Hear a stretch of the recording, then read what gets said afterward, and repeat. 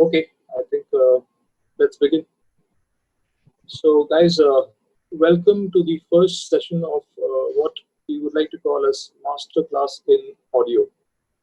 So, this is going to be a series of sessions primarily on audio, but at some later point of time, we would be also including video, because AV is a field which is generally done together for most of the cases.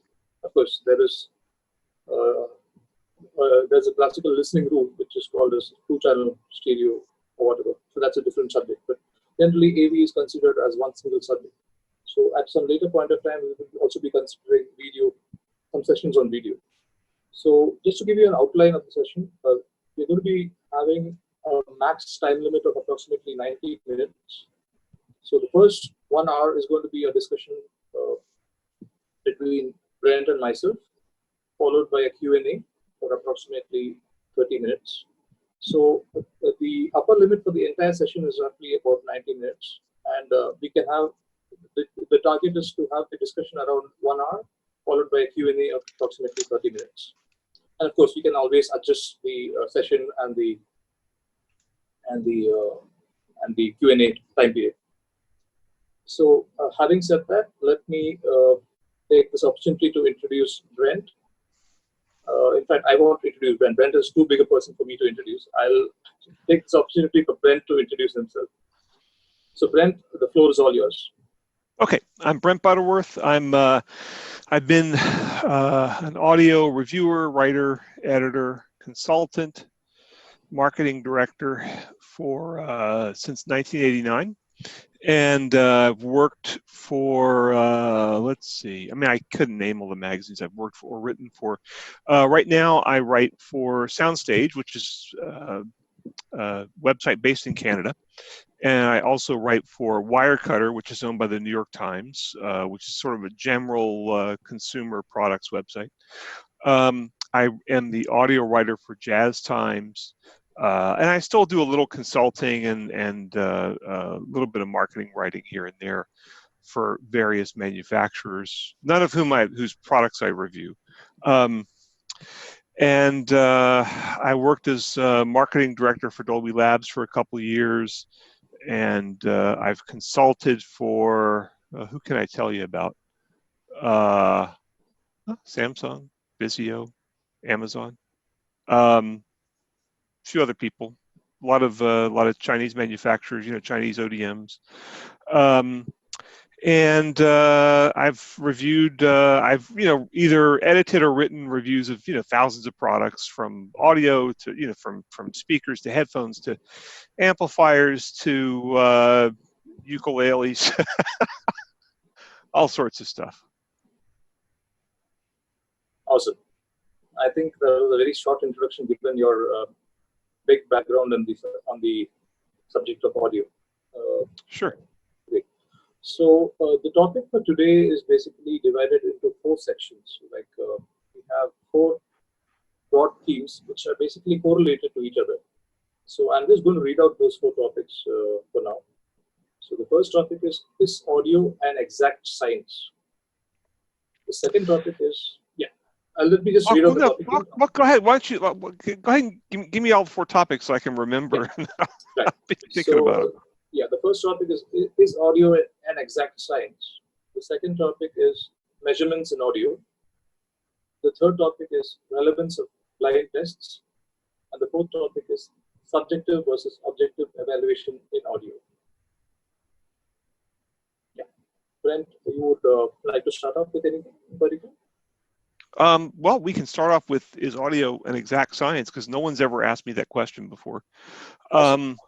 It's so I have to think about it a little bit, and it's not an easy question to answer. You can't just say yes or no, because as soon as you say yes or no, someone can easily give you an example that proves you wrong. So it's somewhere in between.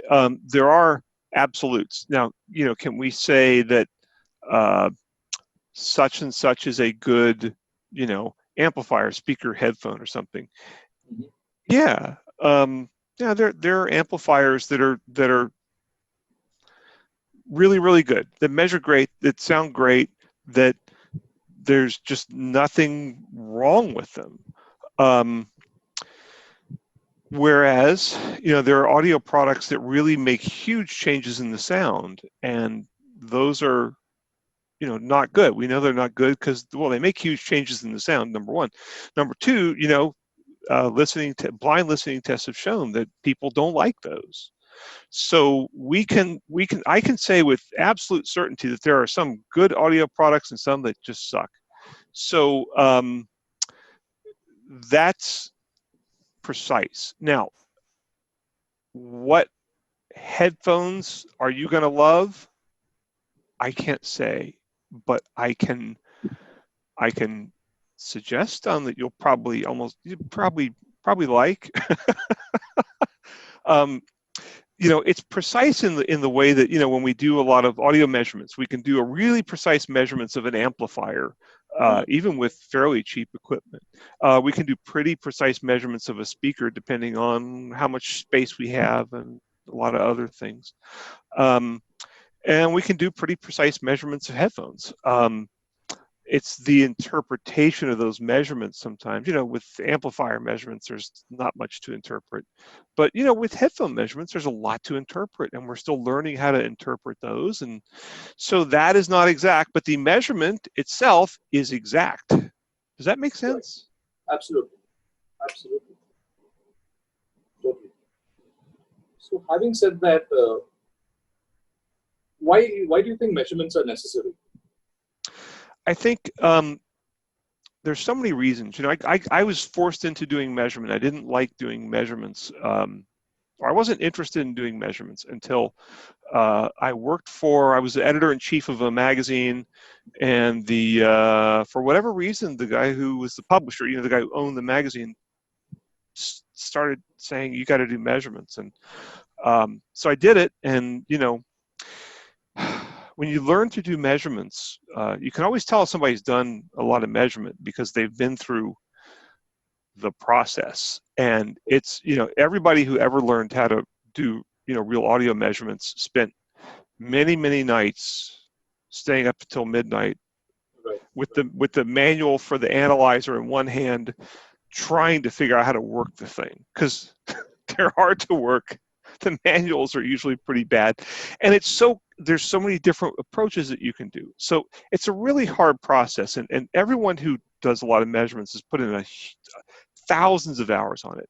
That said, I wouldn't have traded that for anything, because first of all, I think we've probably all experienced, we've heard something and kind of liked it. Maybe it was a pair of headphones, maybe it was a speaker or something, and then we later realized, that thing's actually not so good. The human ear is a really great instrument. It can discern all sorts of things, but it's not all that reliable, and it's not all that repeatable. And so you can have one person listen to a speaker and say, gosh, that's a great speaker. And you can have another person listen to a speaker and say, it's terrible. So analogous to saying what's poison for one is honey for another. Yeah, and now there are speakers that are just really, really good, and there are very few people that won't like them. But when it comes to something like this little earphone Bluetooth speaker I have right here, I think it's really good. Are you going to like it? I don't know. Doesn't have any bass. The treble's a little harsh, but for $30 US, it's pretty amazing. But good bang. So we can give a product to lots of different people and get lots of different opinions of it. If we get lots of people's opinions under controlled testing, blind testing at match levels, that's even better than measurements. That's the greatest thing in the world, because you get maybe 20 people to weigh in on a product, or preferably 30 or 50 or 100. That's just fantastic data. That really is a form of measurement. It's called subjective measurement. But we don't have time or resources to do that, generally speaking. I do lots of reviews, and for headphones, I like to pull in a panel of a couple other people. But right now, when we're in a pandemic It's not really practical for me to do that. And there's a lot of times when you can't do that. And there's a lot of people that don't really have the time or the resources to do that. So measurements. I just want. I'm sorry to interrupt you. I just want Sure. to ask you briefly. So when you talk about blind listening tests, are there any qualities or are there any aspects that you would want a listener to have? Let's say, for example, what qualifies as a good listener? Maybe you can just touch upon that. Sure. Well, I was going to say that if you can't have the listener, then you have the measurements, and then you can have somebody's hearing could be bad, or they have really bad taste in audio, but you have the measurement that gives you a baseline. So if it measures good and people don't like it, you can think maybe that guy can't hear all that well, or he doesn't know what he's listening for. Anyway, and it measures bad and he likes it, you can think the same thing. So what should people listen for? I think it's really, really important there is a Harman course that you can take online. That's the Harman, what's it called? How to be a Harman listener, I think. That's really good. And there are a couple other things that you can do online to learn a little bit about it. But I think that the most important thing is the sort of thing that people don't get wrong is the sound of the human voice. And that's the first thing I listen for, and I use vocal recordings that are good vocal recordings that I'm really familiar with. I've heard them on lots of systems, and they sound good on maybe most systems, so I know that they're a pretty good recording. But we all know the sound of the human voice because we just hear it all the time, and there's really when you start hearing voices. I don't think my microphone will pick up. When you start hearing voices that kind of sound like this, and they sound like people have their hands cupped, or when they start to sound real chesty and they start to sound real deep like this, even though the person doesn't speak like that or sing like that, you start to know something's really wrong. Or if they sound really harsh, voices in nature, if you think about singers, how many singers sound harsh? Oh, not too many. They don't usually have a gig for very long if they sound harsh. So that's where I start is I tell people, listen to the vocals more than anything else. If the vocals are right, that's a good place to start. With, say, bass, you're going to hear different people obviously like different levels of bass. People tend to like a lot of bass, and that's okay. But especially with the current day, with exposure to home theaters and whatnot. Oh yeah, and that's fine. Right. But you want to hear bass that's kind of not that kind of boomy bass, like car stereo bass. How people, I don't know how India is, but in the U.S. in like the 80s and 90s, a lot of people had bad car stereos, and they just boomed like crazy. Boom, boom, boom, boom. I think India is approximately anywhere between 15 to 20 years behind US. Okay, so you guys are probably still going through some of this. That's right. But you have that really boomy sounding bass, or you have not enough bass, and it sounds really kind of thin. And then on the top, in the treble, it should sound smooth. It shouldn't sound harsh or grating. Now, if you're listening to sort of natural recordings, if you're listening to voices or the best instruments for me for treble listening are acoustic guitar and cymbals. Because acoustic guitar just has a really clear sound. People are familiar with. People know what acoustic guitars sound like, and acoustic guitars sound different, but they sound a lot more alike than different. Would there be a difference? Would there be a difference the quality of the instrument being played? Of course, there would be, right? Like for example, of course. If I'm using a Stradivari as against a regular one picked up in the market. Yeah, but with an acoustic guitar. Yeah, there are acoustic guitars that are really tiny and acoustic guitars that are huge, but most of the ones that people play are pretty similar in size, and those people like people like the same sound. It's like most saxophone players tend to go for the same sound, more or less, and so the acoustic guitars and cymbals, and I think the best thing to do is just expose yourself to that sound, and especially if you go into a music store. It's really illuminating to they'll let you just borrow a stick from them and just tap on some cymbals. Right. And actually then borrow a different stick and tap on the cymbals with a different stick. And because the sticks sound remarkably different, but hear what they sound like. They sound they're not too sizzly, they're not too harsh, they're not, but they're also not dull either. Some of them, I mean, obviously some of them sound brighter and duller, but that's really illustrative. I own a drum set. I don't play it. Other people play it because I don't play drums, but for, jam sessions and rehearsals and things. And it's really vital to me that you understand the sound of cymbals, acoustic guitar, and really the more exposure you have to live music, the better. And the more, I find that one of the best places to get this is if you go to colleges with music schools, because they Berkeley? have, well, anywhere. Um, because we have a great one in here in LA called Colburn, which is for Yes. mostly high school students, and it's for some of the best students in the world. And Yes. they have recitals, and their concert halls sound really good, and the recitals are free, and almost all of them are free. Wow. And you can just walk in there and hear fantastic. And the teachers themselves give recitals, and the teachers are, mind-blowingly good. And you can go hear this for nothing. You can be 10 rows back or 5 rows back or whatever you want, and you really start to understand the way real instruments sound. So I just really think that the more you educate yourself about the way things sound, at least with voices, what that sounds like. There's no mistaking that. And the rest of it you learn. Go hear a double bass player playing without an amplifier. That's really, I am a double bass player, but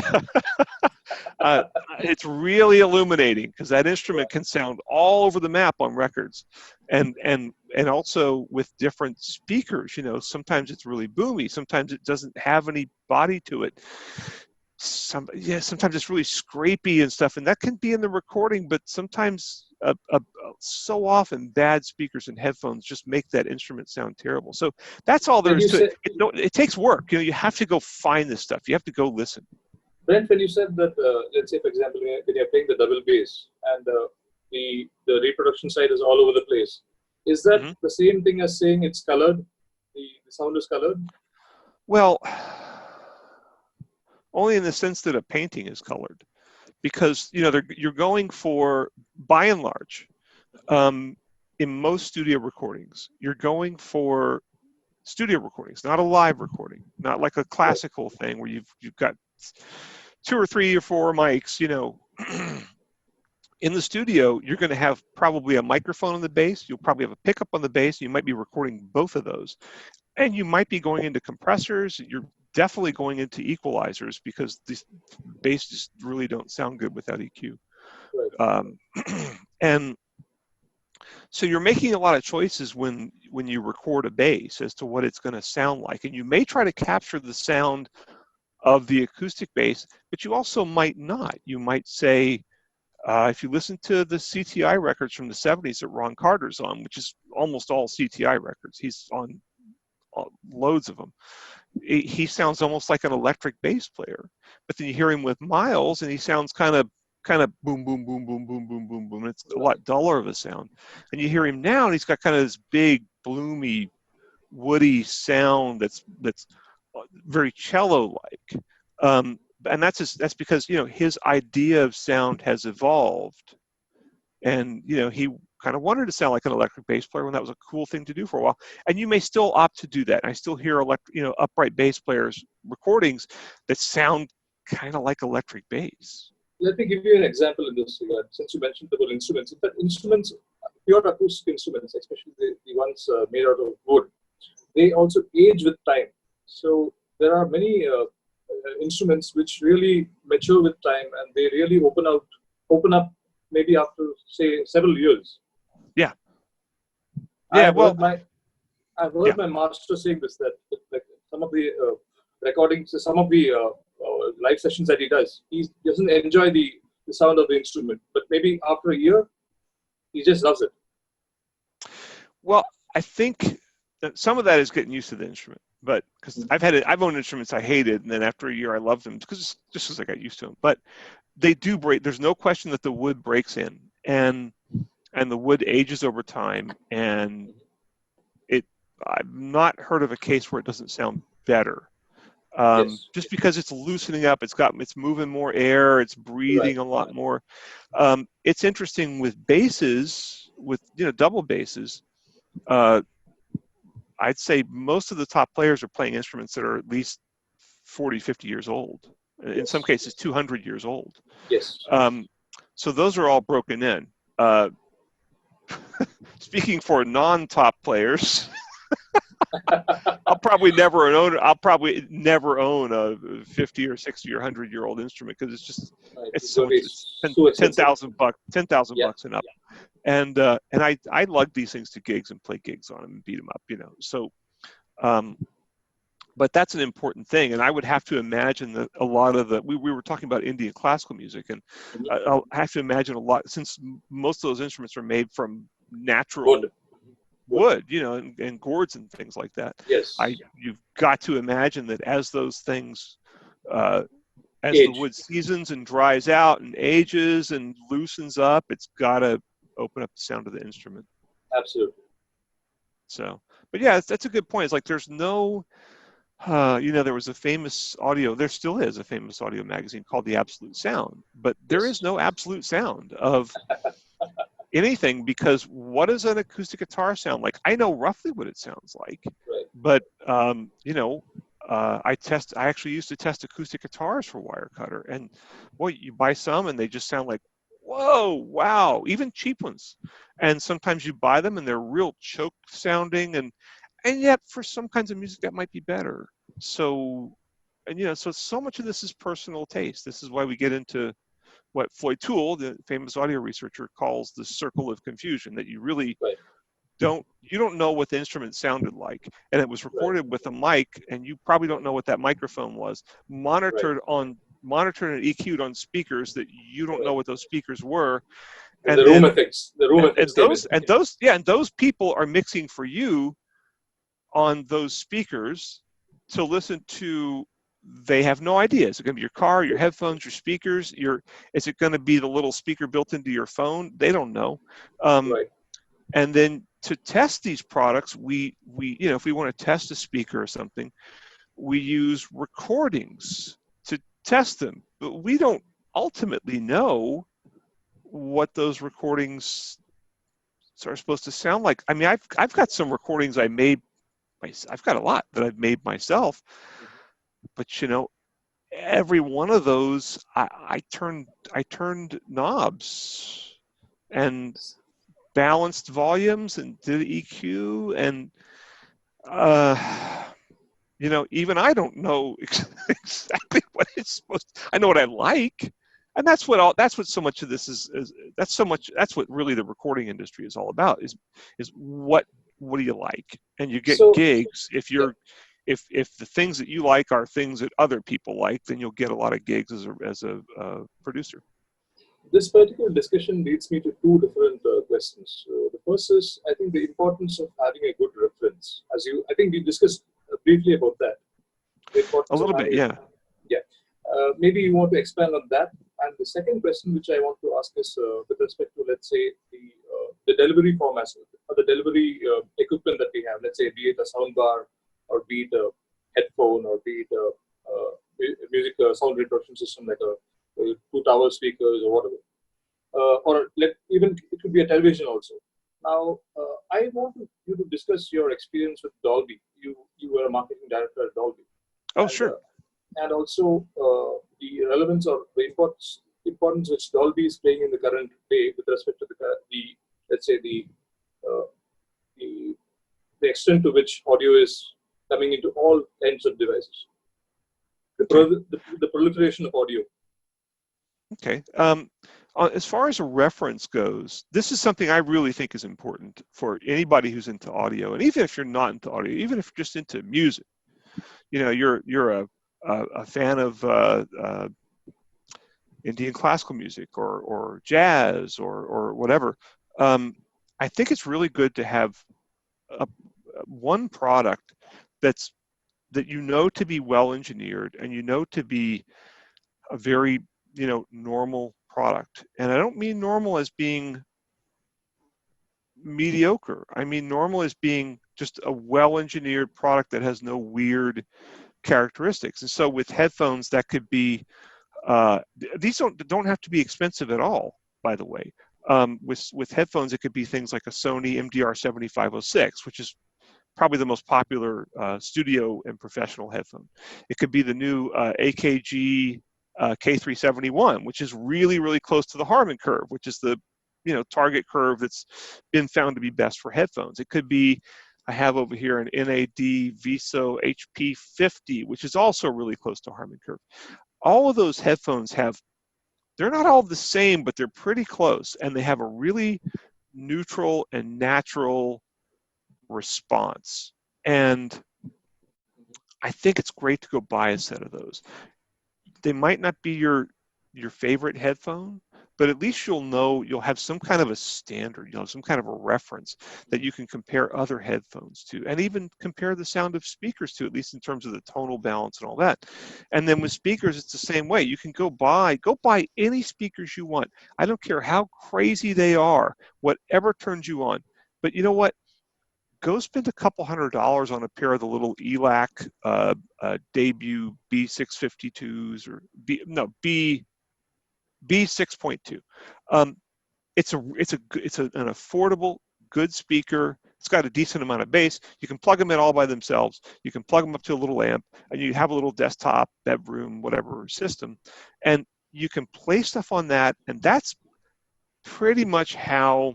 There are a bunch of speakers other than ELAC that I could name as well. But if you play stuff on that, it's going to sound right. That's what the music is supposed to sound like. Now, yes, the artist's intent, that's going to be pretty close to what the artist intended. Now, there may be speakers that have a lot. There are certainly speakers that are better than those, that have even a flatter and more natural response, that have a bigger soundstage and more focused imaging, and that play louder and that have deeper bass, et cetera, et cetera, et cetera. But, a lot of people, when they start getting into fancier, more audiophile type speakers, will start to get into more exotic designs that you may like a lot, but they're not necessarily accurate and not necessarily natural sounding. So I say go buy one of these studio headphones I'm talking about, and then that's close to the Harman curve, and then go buy a good little bookshelf speaker, 6.5-inch woofer, 1-inch tweeter, and then you have some reference. Whereas if you go buy, let's say, you go buy a set of Martin Logan panel speakers. I love those things. They sound great. That's not what music recordings sound like. They sound a lot more spacious. You've heard them. Everybody's heard them. Yep. They have that big, humongous, spacious sound. And those people have really good engineering, and their speakers are really good. But you're doing something to the sound there. And that's fine. Right. And I mean, I love it when I walk into somebody's house and they have Logans. I'm thrilled. And I always want to sit down and listen to them. But I think that if you have, no matter what speakers you should have some kind of normal little, well-engineered, inexpensive bookshelf speaker that's going to tell you kind of, if you look at what records are made on, so many people are making them on, and for decades, so many people have made them on little speakers that were, that big, that were little two-way speakers. Right. Awesome. So, now, you want to talk about Dolby? Also, yeah, of course. Okay. Do we have a few hours? Wow. Go ahead. All yours.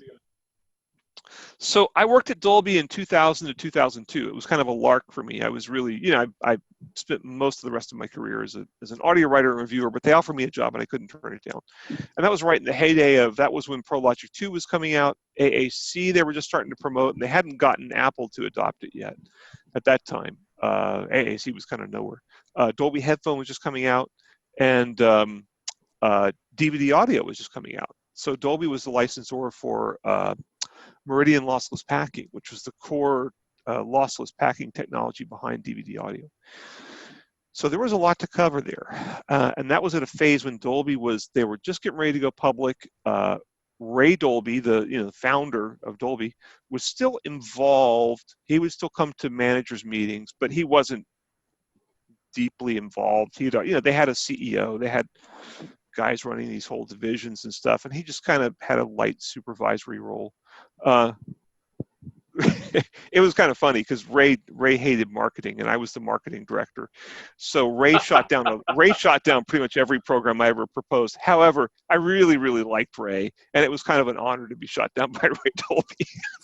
But anyway, so I was there at a really great time when they were in a transitional phase. And before I go any further, I just have to say, when I was there, I think it was 600 employees worldwide.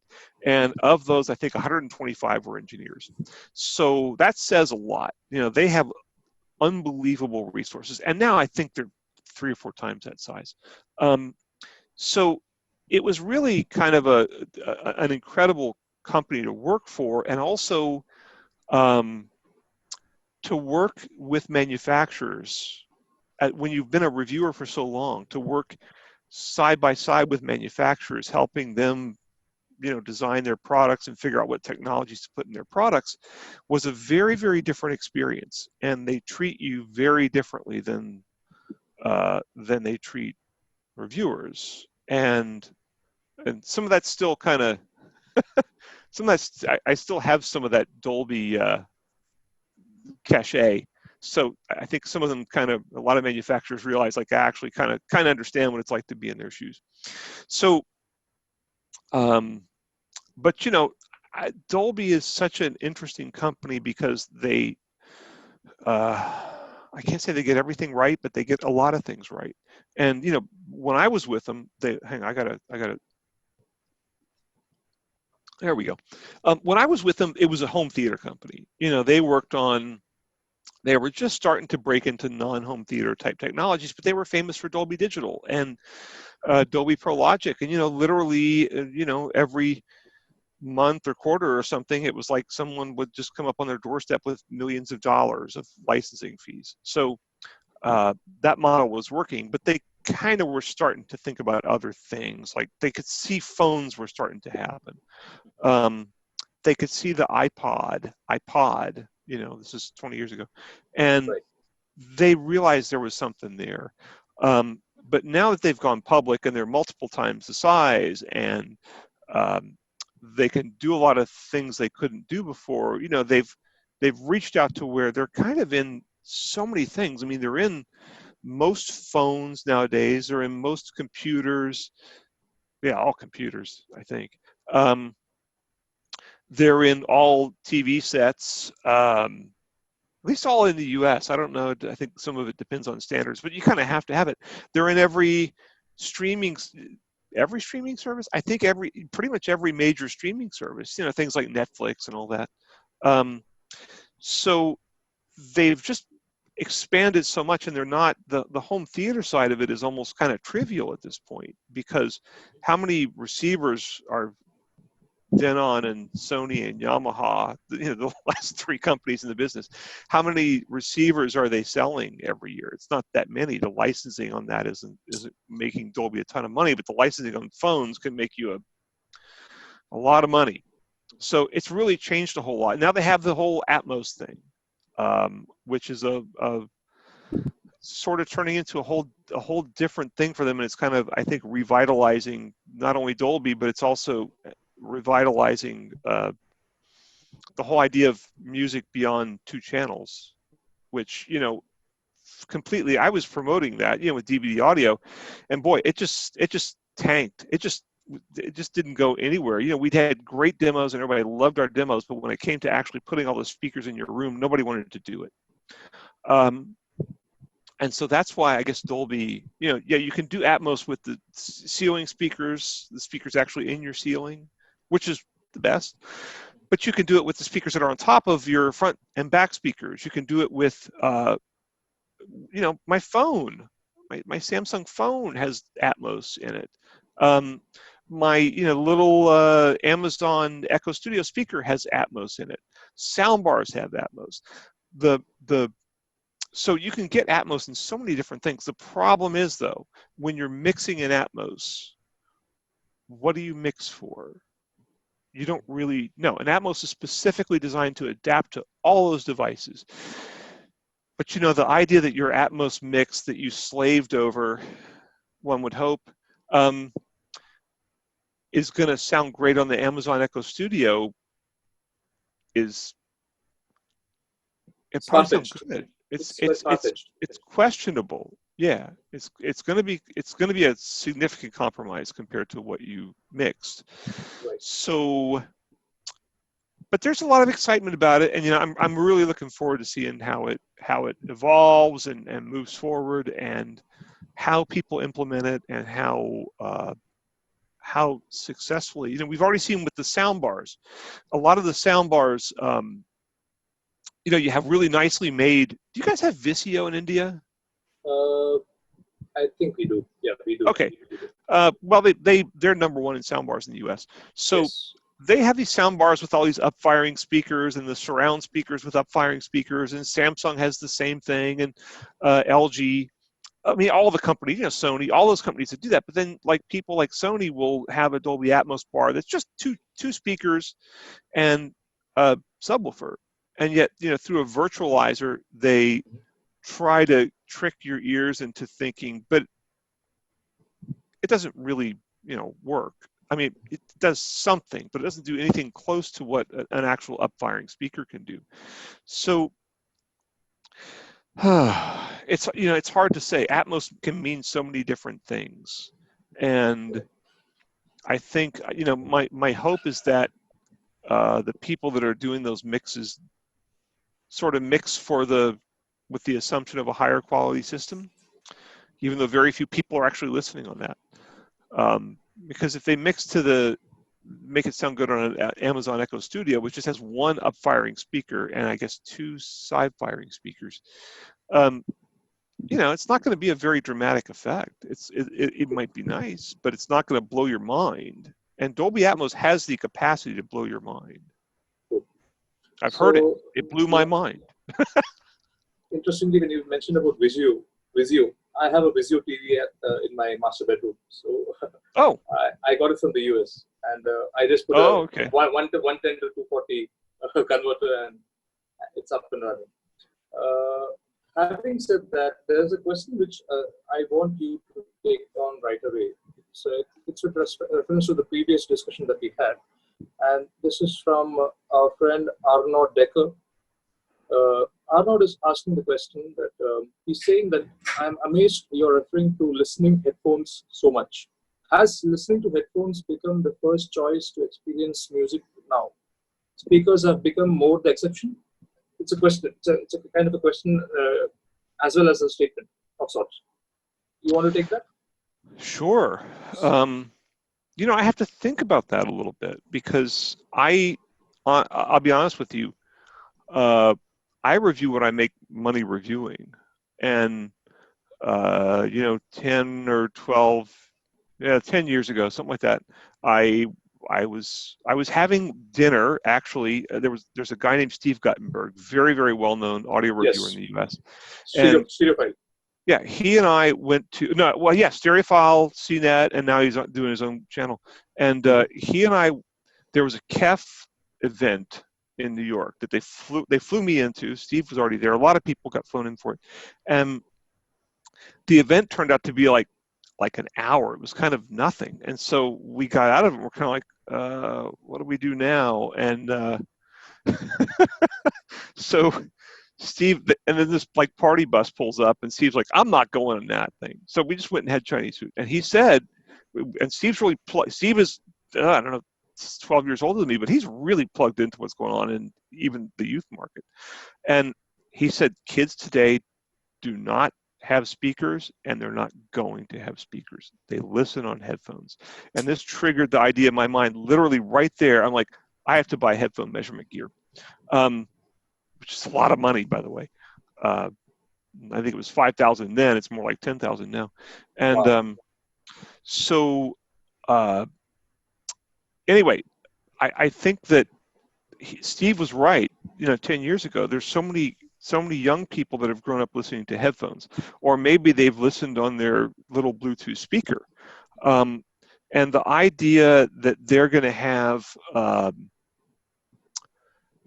they listen on their parents' Sonos system, or something similar to that. The idea that they're going to have some big speakers and some fancy amplifier that costs a couple $1,000s is very foreign to them. And of course, some of them will.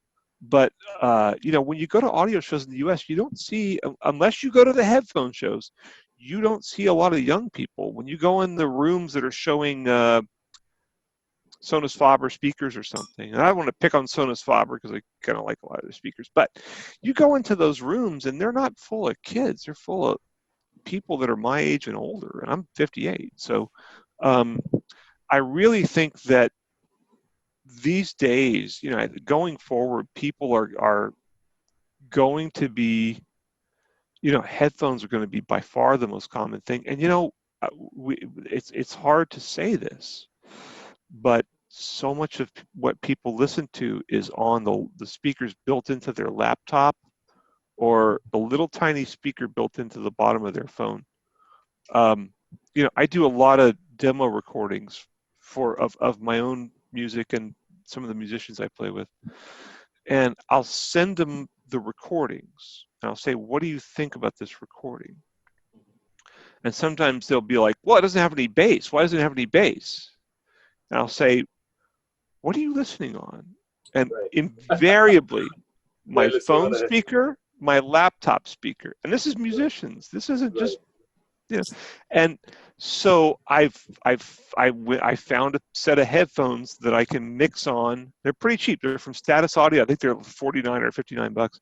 And those headphones give me a good tonal balance on pretty much everything, but in particular, I found if I mix on those, it'll still sound okay on a laptop speaker. But that is what so many people, especially young people, are listening on. I don't know, I haven't met a single young, and when I say young, I mean under 30 person, as long as I can remember, who had a normal set of speakers, unless they were like JBL L305s, little desktop speakers for mixing, because people are still going to mix on those things. Right.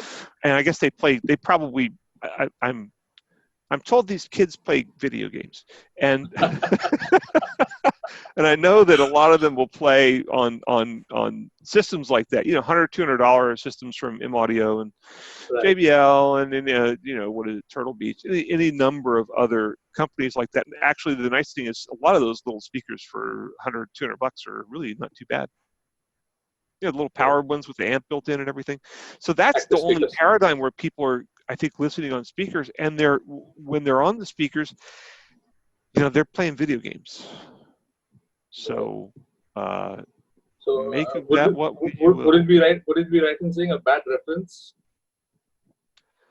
A not so good reference, rather. Well, I'm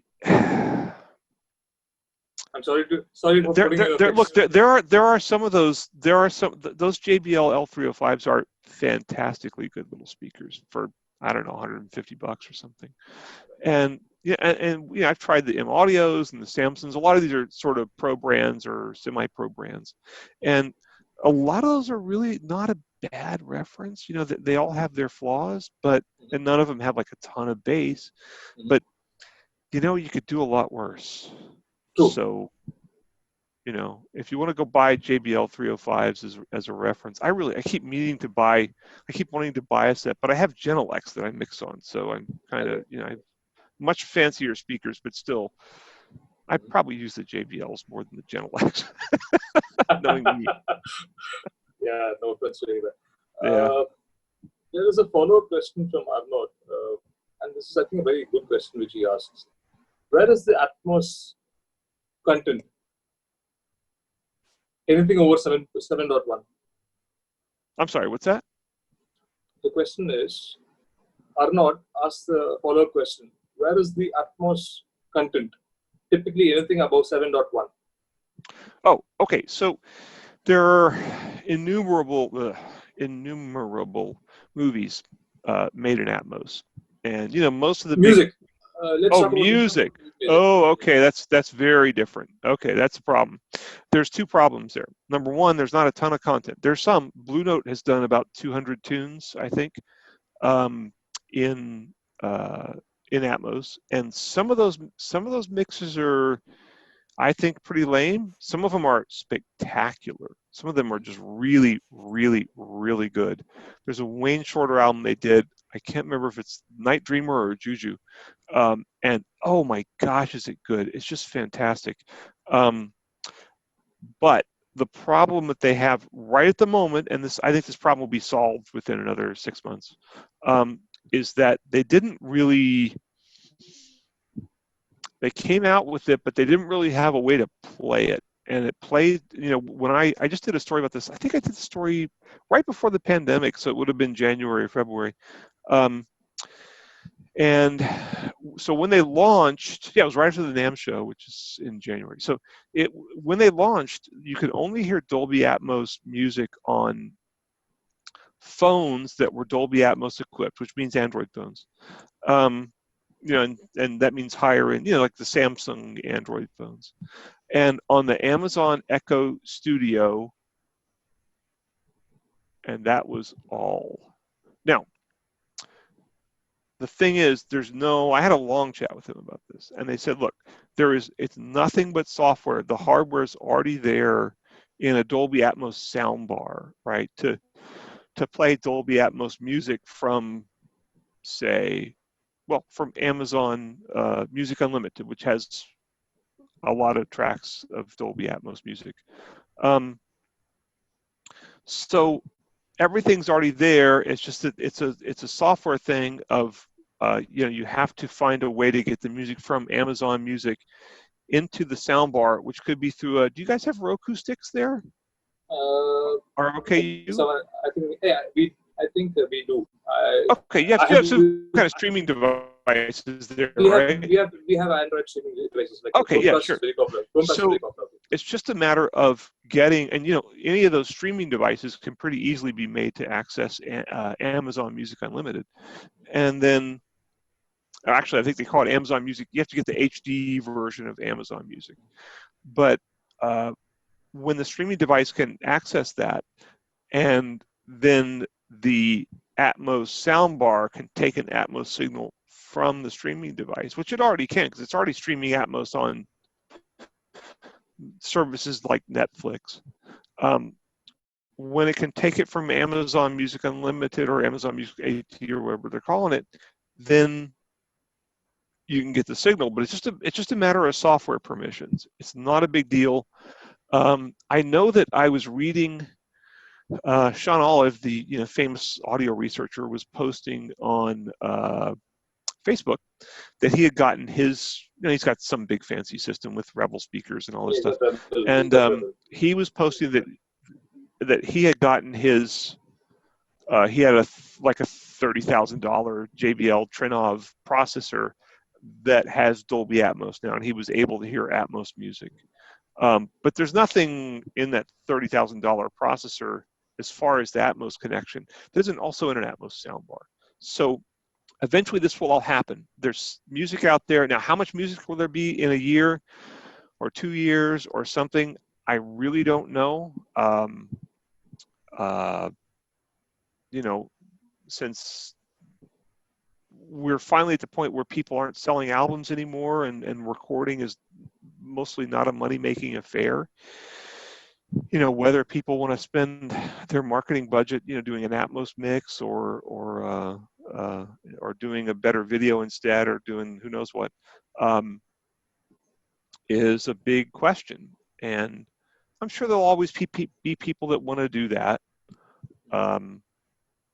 And I'm sure that film soundtracks will come out in it because they're already mixed in it anyway. I know of a very good friend who stays in your neighborhood. I think I mentioned to you about him, Brian. Mm-hmm. Brian is a mastering engineer, and Brian does just 2-channel.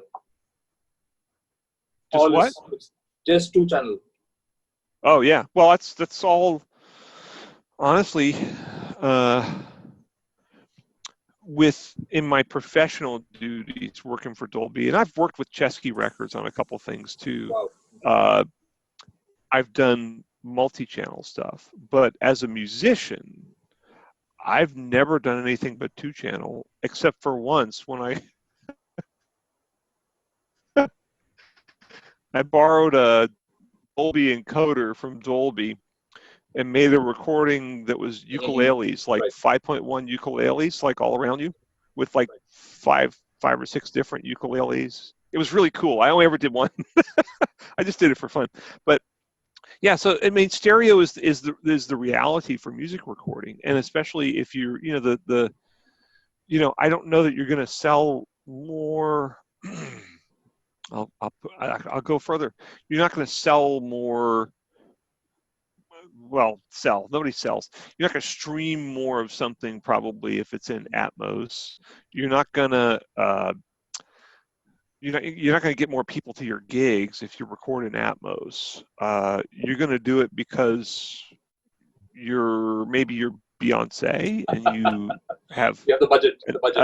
An effective, and you have an effectively infinite budget, and you say, oh yeah, and maybe they do a demo for Beyonce, and she's going to be like, yeah, of course, that sounds awesome. Let's do that. And they're not going to really care that much. And that's the way surround sound music was. A lot of the artists really didn't care. But they heard it and they're like, "Oh, that's cool," and they'd hire people like Dolby or DTS would hire somebody to do a remix of whatever album it was, and the artists would generally just say, "Oh, well, that's kind of cool. That's neat," and it wasn't a big deal for them because they knew they weren't going to make any serious money off of it anyway. So. Except there are artists to where they really do want to go out there and experiment with this stuff, and certainly the Steven Wilson remixes of various progressive rock bands like Yes and King Crimson. Those are Steven Wilson is super serious about what he does, Yep. and that's a wonderful thing. And I'm sure he'll do Atmos mixes because it's another way. Because they actually do sell physical copies of those things, and he'll do those and they'll sound mind-blowing, and I'll go buy them. If he does a Dolby Atmos mix of King Crimson Discipline, will I go buy it? Immediately. Well, I'll order it off Amazon, but I don't know where I would. I live in Los Angeles, California. I don't know where I'd go buy a record right now. So I think it's never going to really be this giant thing, but it's going to be something that I think a lot of people are there'll be consumers who want it, and there'll be artists who kind of feed those consumers. And there will be some audiophile labels that embrace it. For classical music recordings, it would be fantastic because you have the height information of the recording space if it's done right. So you can get there's a big difference between Maiman Hall at the Colburn School in LA, which is a good sounding but small hall. It holds not 100 people. There's a big difference between that and Carnegie, which has an 80-something foot ceiling. So it'd be great to really capture that incredible ambience of Carnegie Hall, and I think with a good Atmos rig, you could come pretty close to that. So I don't know. I just think it's an interesting thing, and I'm really happy that people are embracing it. Because when I first wrote about it, I kind of thought, I don't know if anybody's really going to care, but people are caring, and I'm seeing a lot of interest in people wanting to be able to get it, and pretty soon they will be able to get it, and they'll be able to get it for nothing. In fact, if they've already got it, if they have an Atmos system already, they'll be able to add Atmos music for nothing. And if they don't have an Atmos system, they can go buy a soundbar setup for $1,500. It sounds pretty good. There's a very, very good follow-up question which has come from Rajan Gera. And this question is exactly in my mind too. So the question which Rajan has posed is, are we headed for, in quotes, stereo Atmos? So what I understand by that is basically maybe recording in just with two maybe microphones, or and on the reproduction side, just having two speakers and maybe creating an effect of an Atmos based on those two speakers, maybe. If I have understood that correctly, Rajan, you are free to just correct me if that's what you interpreted. What I interpreted is right or wrong. Yeah. So you're talking about a stereo virtualizer that does Atmos. Yes. Sort of like, you know, there's stereo virtualizers now that'll do a surround sound effect with two speakers, right? That's right. And some of those actually work pretty well.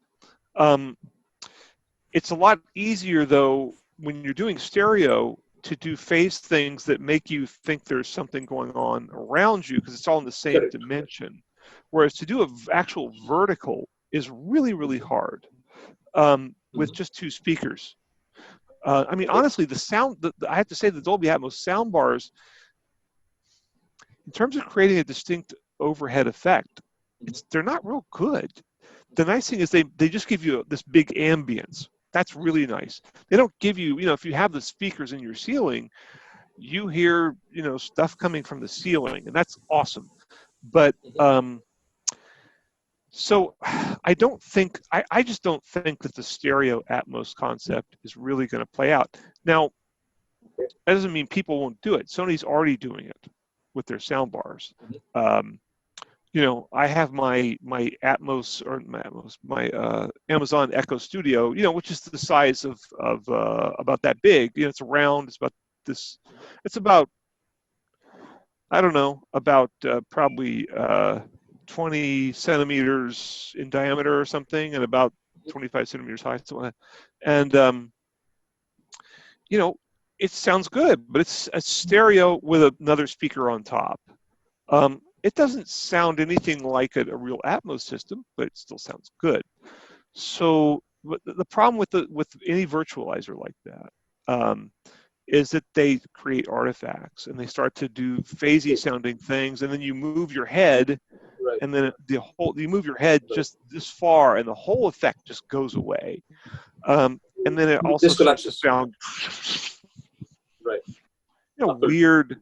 And yeah, you move. So I just think that the possibility of that is really limited. Now, I will say, Dolby has a lot of serious scientists and engineers there, and they may find some psychoacoustic tricks that do a reasonably good job of it. So I wouldn't put it past them, but I'm skeptical. Right. Awesome. I must just make a mention that we are headed towards the 60-minute mark. We are in fact just crossed the 60-minute mark of our session. Okay, actually I would say that we are almost there because we started slightly late. So maybe I would say that we are almost 2-3 minutes away from the 60-minute mark. So yeah, let's continue maybe. I think the discussion can continue, and by and large the questions are being answered live. So I think we are good in that sense. Okay, one topic which I thought might interest everyone is the importance of understanding the current boundaries of audio. Like, what are the current boundaries? Like, is it well defined? Like, and what is the future shaping up for audio? Well, it's with so much of this digital technology, it's really surprising the things that people are coming up with. But I think so much of the technology, look, I have to say, we know how to build good speakers. Building good speakers is really not hard. You kind of have to try to mess it up. Some people do try. So, but still, it's just not that hard to build good speakers. And we know how to build good amplifiers. And we know how to build good DACs and good, whatever, streaming devices. And so, in terms of stereo reproduction, of a traditional stereo system, I don't see that improving. I don't think that has improved for quite some time, with a couple of very small exceptions. And actually, when I was at Dolby, Ray Dolby got in a lot of trouble, mostly with people at Dolby, but but his name was on the building, so it didn't matter. But he had said in an interview, well, you really can't do sound quality anymore. You got to do something else.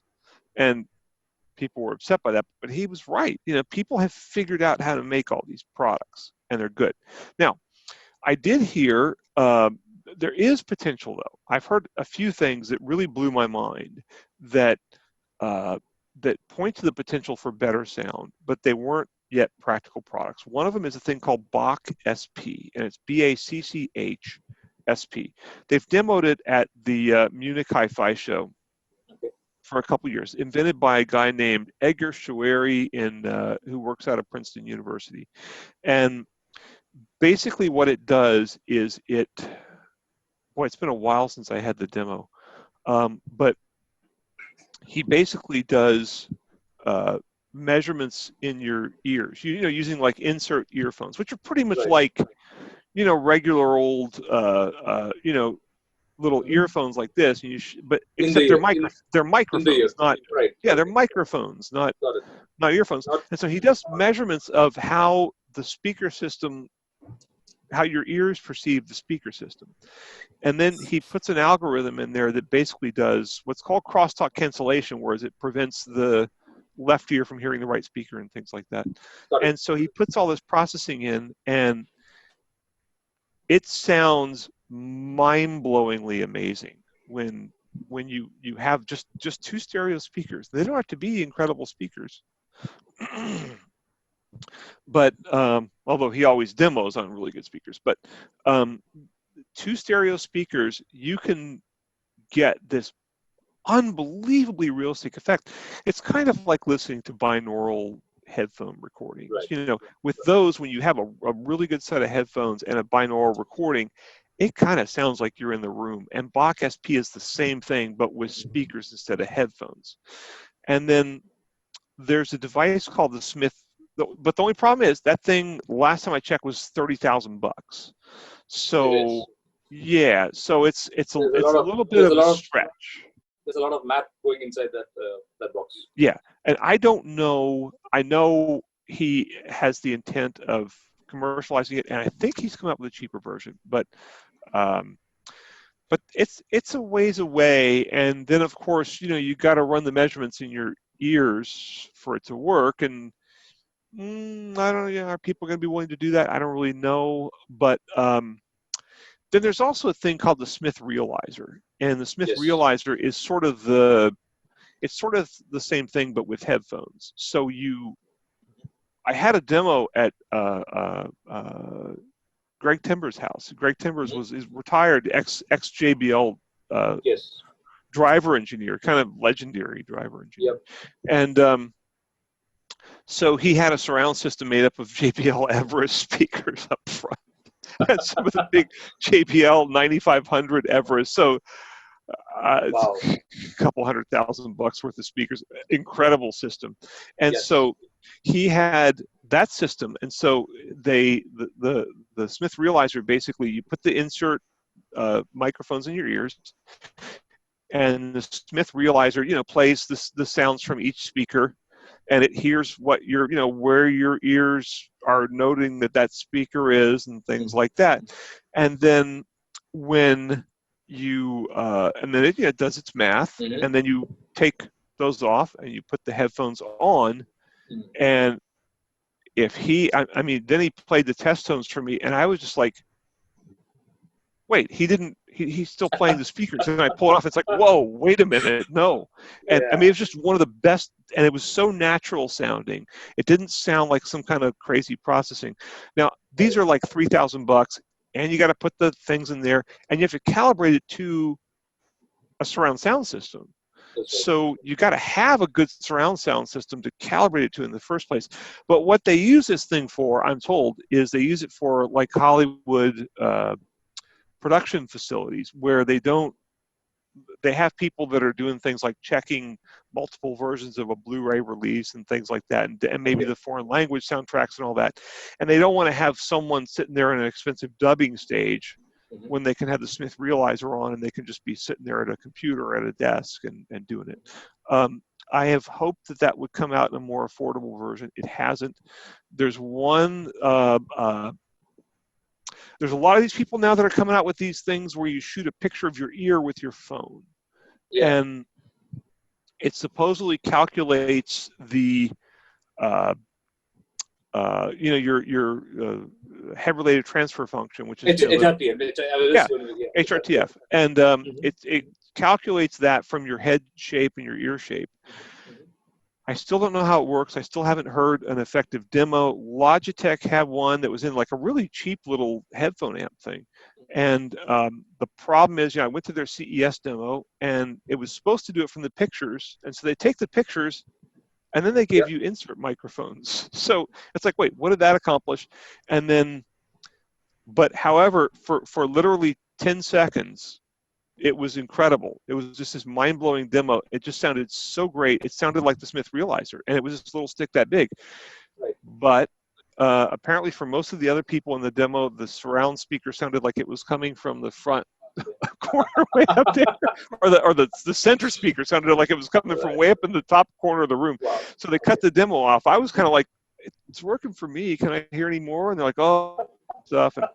And we'd already waited like half an hour for them to get this thing working, and then I brought it home. They gave me the stick, and I brought it home. Couldn't get it to work at all, and so I kind of gave up on it. But maybe there's something there. There's definitely something there. That's an exciting prospect. So there are exciting things, not in terms of the fidelity. You're not going to make voices sound significantly better than they do with a decent speaker and a good amplifier and stuff like that. But in terms of the naturalness and spatial effects and things like that, we have a long way to go. And then, of course, there's things like algorithms that compensate for your hearing deficiencies, which the jury's still out on that, but that may be a really great thing, especially because so many of us have hearing damage from wearing headphones. Yes. And then things like noise reduction. Yes. Noise reduction, if it's done right. Do you have Bose headphones on? Yes, that's right. Okay, so you're hip to this. So noise reduction, if it's done right, reduces the noise floor and makes the music sound a lot clearer. Now, a lot of times it's not done right, but there's no reason with today's digital technology, and headphones have a lot of pretty powerful digital processing. So there's no reason you can't do good noise canceling. And the latest Bose models are really pretty amazing, and Sony has certainly caught up to Bose, I would say, and maybe Samsung. But Sennheisers. Qualcomm, which makes the chips for all these things, has just really put a huge amount of effort into it. So you can do a lot of things to where you can get even little tiny, true wireless earphones that I think will sound maybe not as good as Sennheiser HD 800Ss for whatever those are, $3,000 or something. Yep. But certainly really, really good. So yeah, I think that there's All right, let's move on to the next question. I'm kind of starting to dream too much here. No, I think you're at the right notes. The next question, which it's the topic of interest, would be the relevance of blind tests. I think we should talk a bit about that. The relevance of having blind tests.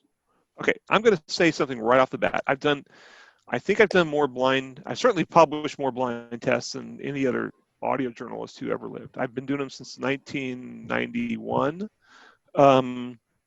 And I just think they are really important.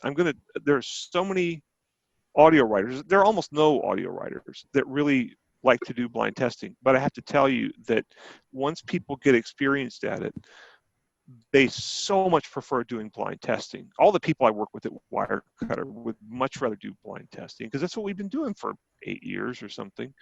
And then if the test is blind, you don't have to worry about what the device is or what technology it is or what you're supposed to think about it, or what the manufacturer might think if you say they're product's bad. If it's a blind test, there's no question of bias or anything like that. The manufacturer says, well, you just don't like my brand. You can say, hey, look, blind test. Sorry, too bad. Or you're biased against, you know, whatever my technology is. Nope, sorry, blind test. It's so much easier to listen in a blind test, and the levels really have to be matched. You have to have the levels matched to within. With electronics, it should be within 0.1 decibels. With speakers and headphones, you're going to have a harder time getting that because, you know, their frequency responses all over the map. But you can do a pretty good job. But once you have a good level match and it's a blind test, then all these biases and all these worries about things just go out the window, and you can just sit and listen to the products, and you can decide what you think about it. And there's so much bogus nonsense that audio writers have invented about left brain, right brain things, and how, well, you're evaluating this, but your left brain is your artistic side or something, and this is engaging. All this just made up nonsense. It's just a pack of lies. All those guys, you know, I just think people should, and the best way right now, anybody can get Fubar 2000, you know, the player, Yes. and you can do, like, you can test different high-res formats. You can test, you can get a high-res file, and you can then take Audacity or something, knock it down to 1644.1, and for CD quality, and then knock it down to MP3. And you can put in there, blind test it, and then you could hear what the real differences are, and you don't have to worry that you're biased. And so I just think blind testing is so much better. I wish I could do it all the time. The problem, it's very, blind testing with headphones is not, it's marginally possible. And no, but with speakers and amplifiers and things like that, it's really easy. I mean, it should be, you might have to go build a switcher. I actually have a modular switching system I built that has a little controller, and you can get the levels perfectly adjusted, and people use it, and they just sit there. I'm just like, hey, you got selections 1 through 4. Listen for as long as you want. Play whatever material you want, and I'll come back. Yell when you're done. And they sit there and they listen, and they listen for as long as they want with whatever material they want, and they come back and they've got an opinion I can really use. It's just so much better. I mean, there's just been so many studies done where people are so influenced by brand and by the appearance of the speaker, and because as soon as you know it's such and such a brand, you have some preconception of what you're supposed to think of that brand. Right. And if you see it's a big giant speaker or a small speaker or something, you have a preconception of what you think that's supposed to be. And I couldn't believe more in blind testing, and I have no patience for people who say, oh no, blind testing's bad. That's just a bunch of nonsense.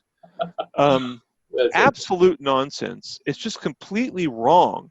It just means that then they can that's the big problem, is if you're on record as saying, you know, these 3 DACs sound radically different, and then you blind test them and you can't tell the difference, or the one you picked before you didn't pick then you got a big problem. And those guys are all scared to death of that, and that's why they don't do blind testing. Also, you know, you got to have the gear and you got to set it up, but it's really not that expensive, and it's not, I made my own. It wasn't that hard to do, and you know, but it's going to take some effort, and you're not going to like the results. Cool. So awesome. I think maybe we'll have one last topic of discussion before we get to the Q&A section for the rest of the audience. How do you see the impact of the high technology companies like Apple and their influence on high-end audio? It's been huge, and just because, you know, audiophiles were so resistant to doing streaming and MP3s and things like that. But, you know, now streaming, you can get, I don't know if you have in the US you get Qobuz. I think Qobuz is also in Europe. Yes, Qobuz is great. We have Qobuz, we have Tidal. We have Yeah, Root. Tidal. There's so much that you can stream on there that's CD quality or better, and so you don't have to worry about the quality of the files anymore. It's going to be as good as anything else, and then it's so much more convenient, and then you have a whole world of music available. So I think audiophiles have slowly started to realize, like, yeah, this is really the thing, and it's not really a compromise. And there's still people that like vinyl better, and that's fine. But there's even people that like CDs better, and that's fine too, I guess. Right. But I just sorry, I lost my train of thought. Okay, so with companies like Apple and Amazon and those two in particular, Google to a lesser extent, they have some pretty amazing audio engineers. I mean, the guy who runs Amazon's audio product development used to do the same job for Dyne Audio. So Right. he has some conception of what he's doing. Apple as a company is sitting on truckloads of cash, so they have Yeah. all the bandwidth and wherewithal to invest and do R&D. And those guys go out, and if they need to build an anechoic chamber, it's like that's such a trivial expense for those kind of companies. Absolutely. It's chicken feed for them. It's chicken feed for them, and so they can just hire all these engineers, and they can give them all these resources. Now, are they going to do incredible things all the time? Well, probably not. Here's an example. I have the Amazon Echo Flex right here, and this is it's a full Amazon Echo. It's kind of designed more to where you plug it into another speaker, or you just use it just for the voice command, just so because you want to ask Alexa what the weather is. But this thing doesn't sound very good, but it was $20 or something. So it's got a speaker that's that big. But however, you plug it into a good speaker, and it sounds really good. And if you listen to Amazon's $100, $200 speakers, they sound pretty good. If you listen to Apple's, what the HomePod thing or whatever that thing is, it sounds pretty good. They're not going to sound as good as, well, let's just say, PSB or Dyne Audio speakers or something like that. But they could, they could do that if they wanted to. They could do that in a heartbeat. It's just that's they're selling products that are $300 and less. So yeah. Sorry. However, those companies have made it so easy to access music, and they've made it, to where we can have a really good source device just with our phone that we're already carrying anyway, and you can have, it was, God, when I was a kid, I miss going to record stores, but you couldn't go back. You couldn't, even in New York City where I lived at the time, it was hard to find a lot of albums. And this thing, there's just, I have Spotify and Qobuz on this phone, and there's just a zillion albums, and then I can go plug these earphones in, which are, I think these are from Earsonics. I'm reviewing them tonight. I don't know, they're maybe $1,000, but you can get some really snazzy earphones and plug those in, and maybe you can get the Audio Quest Cobalt right here for another $300, and you've got a really, really world-class system in your pocket, and that could not have happened without Spotify and Qobuz, and without Google to come up with this phone, and without Apple to come up with a phone that Google could copy, and et cetera, et cetera. So, so I think that it's changed high-end audio very much for the better, and I think that also by, those companies want to make good products, and I think that more and more we'll start to see them do that. Amazon already has a thing for, I think it's about $200, and it's like a really good quality little streaming preamp that you can use as it's an Alexa, but it's also a you just got a volume knob on it. You can plug it into some really good amplifier. Volume control. Yeah, and the speakers of your choice, and you can just from voice command alone, you can sit there and stream any artist you ever heard Right. of, pretty much, Yep. and it's $200. Wow. And plus whatever amplifier you want, whatever, spend $100,000 on your speakers if you want. Mhm. And so I think that, yeah, they've killed off the record store, that's for sure. And I do miss record stores. But I got to tell you, just being able to, I watched. Do you guys get YouTube, right? Yes, sir. So there's this guy Rick Beato who Mhm. does really great music instructional kind of videos for audio production and things. And he just had a thing I was watching. What was it this morning? About like some of his favorite records, and he's just pulling up all vinyl records that he bought when he was a kid. He's pulling up all these records, and I'm just sitting here going on Spotify, going, "Yep, get that one. Yep, get that Mhm. one. Get that one. Get that one." And I'm getting all these records like instantly, and I've already listened to a whole bunch of them in the course of the day. Okay. That's an incredible thing. So I tend to really have a very positive. Look, there may be some bad things about these companies in terms of the privacy and in terms of Mhm. And that's okay. That's who that's knows their what. that's But their protocols. I'm an audio writer. That's not for somebody. That's not for me to worry about. There are other Judge. people there are reporters that are way better at reporting than me that can dig into that. So. Wonderful. So there are two points. One is actually an observation and one is a question. So Rajan, he observes that days are not too far when vinyl will have a Dolby logo onto it. That's an interesting observation. That's not out of the realm of, you never know what they'll do, and they might just do it for kicks, and they might just do it because Dolby is conscious. Right. Dolby's very conscious of the need for credibility with Right. audiophiles, and they're Right. kind of savvy because they got beat up on the Dolby digital versus DTS thing very Yes. unfairly, and Yes. and all just and not because of anybody did like a real like serious test that showed DTS was better, and in fact DTS, the version they had at the time, was inferior, but Right. they learned from that, and they Right. really try to build their cred. And when they did their Dolby Atmos demo for me in LA, they flew 3 people down from San Francisco just to do it for me for jazz times. I mean, they're real serious.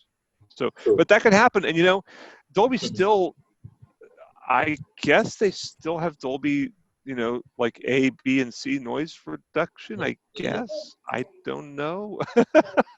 Maybe, I guess, probably. People still use analog tape decks, and you still need Dolby, Dolby Type A for that. So, could happen. Awesome. Yeah. The next is a question from Raghunath, and he asks, how relevant will vinyl really be in the future, since almost all recordings are in the digital domain? Could you? I missed the first little part of that. So I repeat, how relevant will vinyl really be in the future, since almost all recordings are in the digital domain? And the almost isn't obviously in bracket because, of course, there are some recordings in the analog domain also, but everyone is moving towards the digital side of scheme things. It's vinyl's actually, I mean, I think vinyl is important in a couple. It's not real important, but it's nice in a lot of different ways. And if you talk to the record, like I've talked to a lot of the jazz record labels about this, and they like vinyl because it's something that the artist can sell on the bandstand for $20 and actually make money on. Whereas selling a CD now is pretty hard, and a lot of people, increasingly, people don't have something to play a CD on anymore. And the vinyl, when you buy a vinyl record at somebody's gig, that's a really great takeaway. There was a Benny Maupin gig he did. He was a sax player with Miles and with Lee Morgan. He did a gig like a year ago that I saw that was in LA. That was just mind blowing. I wish I had a vinyl record of that. God, do I wish it.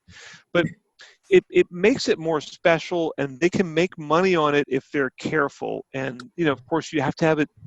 You don't have to. Well, you don't have to.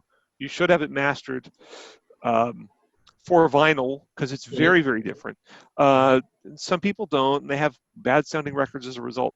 But I think just from that standpoint, now the person who wrote the question, I understand what he's talking about, that since everything is sourced from digital now, and Hello, I haven't talked. Hi, Kartik. The time is 10:59 a.m. Oh, gee, right thanks. now in Mumbai, it's 87 degrees. So, but I've talked to. Forecasted high of 89 This one's again. and a low of 82. Okay. Due to the current humidity, it feels like it's 101. What the hell is this? Have a great day. So, Here's the latest news. oh, From come on. Reuters TV US and I'm sorry for this. Yeah. Take it. Okay. This is good. Yeah. Oh, there it goes. All right. Yep. So, I've also talked to jazz recording people, and they're very sensitive to sound quality, and that's part of what they really want to achieve, as opposed to pop producers who are looking for a certain effect. And it's extremely rare for them to do analog, because they can't. It's hard to find the tape decks. It's hard to find a tape deck that's working and in good condition and properly adjusted. It's hard to find a recording engineer who really knows his way around a tape deck anymore. The young guys don't know that anymore. So everything, basically, with extremely few exceptions, everything is done on digital now. But still, you're remastering it for vinyl, so it's going to sound different. And people might like that. And that's fine if they like that. It's not might sound different. It will sound different if it's on vinyl. And people might like that. I like the sound of honestly, I love to hear AM radio once in a while, because it reminds me of my childhood, And all of my early music listening was on AM radio, an AM radio that was, that big, a little tiny AM radio. Right. Yeah. And so it's nostalgic for me, and people really like it, and it's cool, and it's hip. And so I think that it's not really that big of a deal that everything's done on digital now, but you're putting it out on vinyl, or for that matter, on reel-to-reel tape nowadays. That's gotten to be pretty big among audiophiles. So I think that basically very few people really care. I think, and even people like, Michael Fremer, who's the most famous vinyl, journalist, I guess you call him. I mean, he's been the torchbearer for vinyl for 30 years now, I guess. Right. Even Michael Fremer's like, yeah, digital's fine, as a source. Right. So, I mean, I think he'd probably prefer tape, but I think would it be right in saying maybe a very, very well done digital might probably be better than a badly done analog? Well, I think, to me, analog is a sound effect now. And I would love to, since I do recording now, if I had I'd love to have a good reel-to-reel deck right now. Wow. But because if you mix down to that, right now I do mix downs, within the computer, so it's not actually mixing it's not wired between two things and going from this thing to that thing. But with, to mix down to analog tape just sounds really good. It just has this real gutsy feel to it. And so but it's a sound effect. And, I'm sure somebody could come up with a box that mimics that sound effect. I mean, my stupid Tascam recorder has, which was like $500, has. I did have a Fender amp I was using for my guitar recording, and it has amp simulators built into this stupid Tascam recorder that's $500. Has amp simulators built in it, and I never tried it, and I was kind of desperate the other day. I'm like, I don't want to plug in my amp. I just want to do something real quick. I'll just use the amp simulator. It was better than the amp. It was great. It was so great. So, and I mean, Samsung has like a tube sound mode in their phones that sounds. Emulators. Something like an emulator. It actually sounds pretty good. So But vinyl's still special. And True. if I had a choice of would I like to sit down on a Sunday afternoon and listen to 2 to 3 records or 3 things off of Spotify, I'd listen to the records. Absolutely. Given the Right. choice. Awesome. Okay, I'm just going to take the last 2 questions, and I think that's about the questions. Brent, are you able to see your screen, and are you able to check out the questions on the top? Q&A? Yeah, I think so. Let's see. So can we Yep. probably answer the one posed by Madhav? So that's a lengthy question, and so it's the third from the bottom. Do you want me to read it out, or I guess it's. I'm looking. There's a bunch of which ones are you talking about? The third from the bottom. So it's basically the timestamp is almost 10:59, and it basically starts with unless you have already, shouldn't magazines stroke online platforms also stress strongly on how all these speakers amps capable. Are you able to get that question? Maybe you might have to scroll down. Well, I think that here's the thing. I don't think that if you have good speakers, yeah, I can see the question. If you have good speakers, I don't think the positioning is all that critical, as long as you just maybe go online or just read the speaker manual. Perfect. I mean, I've written speaker manuals for some people, and if you look at, I mean, pretty much any speaker manual, it'll tell you to go, to put your speakers in a triangle with your listening position and try to get it somewhat symmetrical in the room, and maybe toe them in towards you and have them a little bit out from the wall and things like that. And I don't think it's all that hard to do. And yeah, I agree with him. $1,000 a pair of bookshelf speaker and 2-channel amp, or $1,000 for both of them.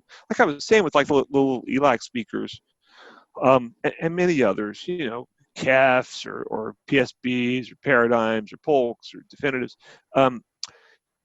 You can really get great sound from those things, and you don't, with a well-made speaker, setup is not fussy.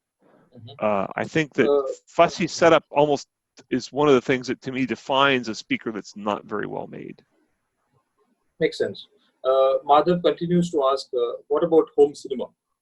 He tends to agree with the aspect about pure music.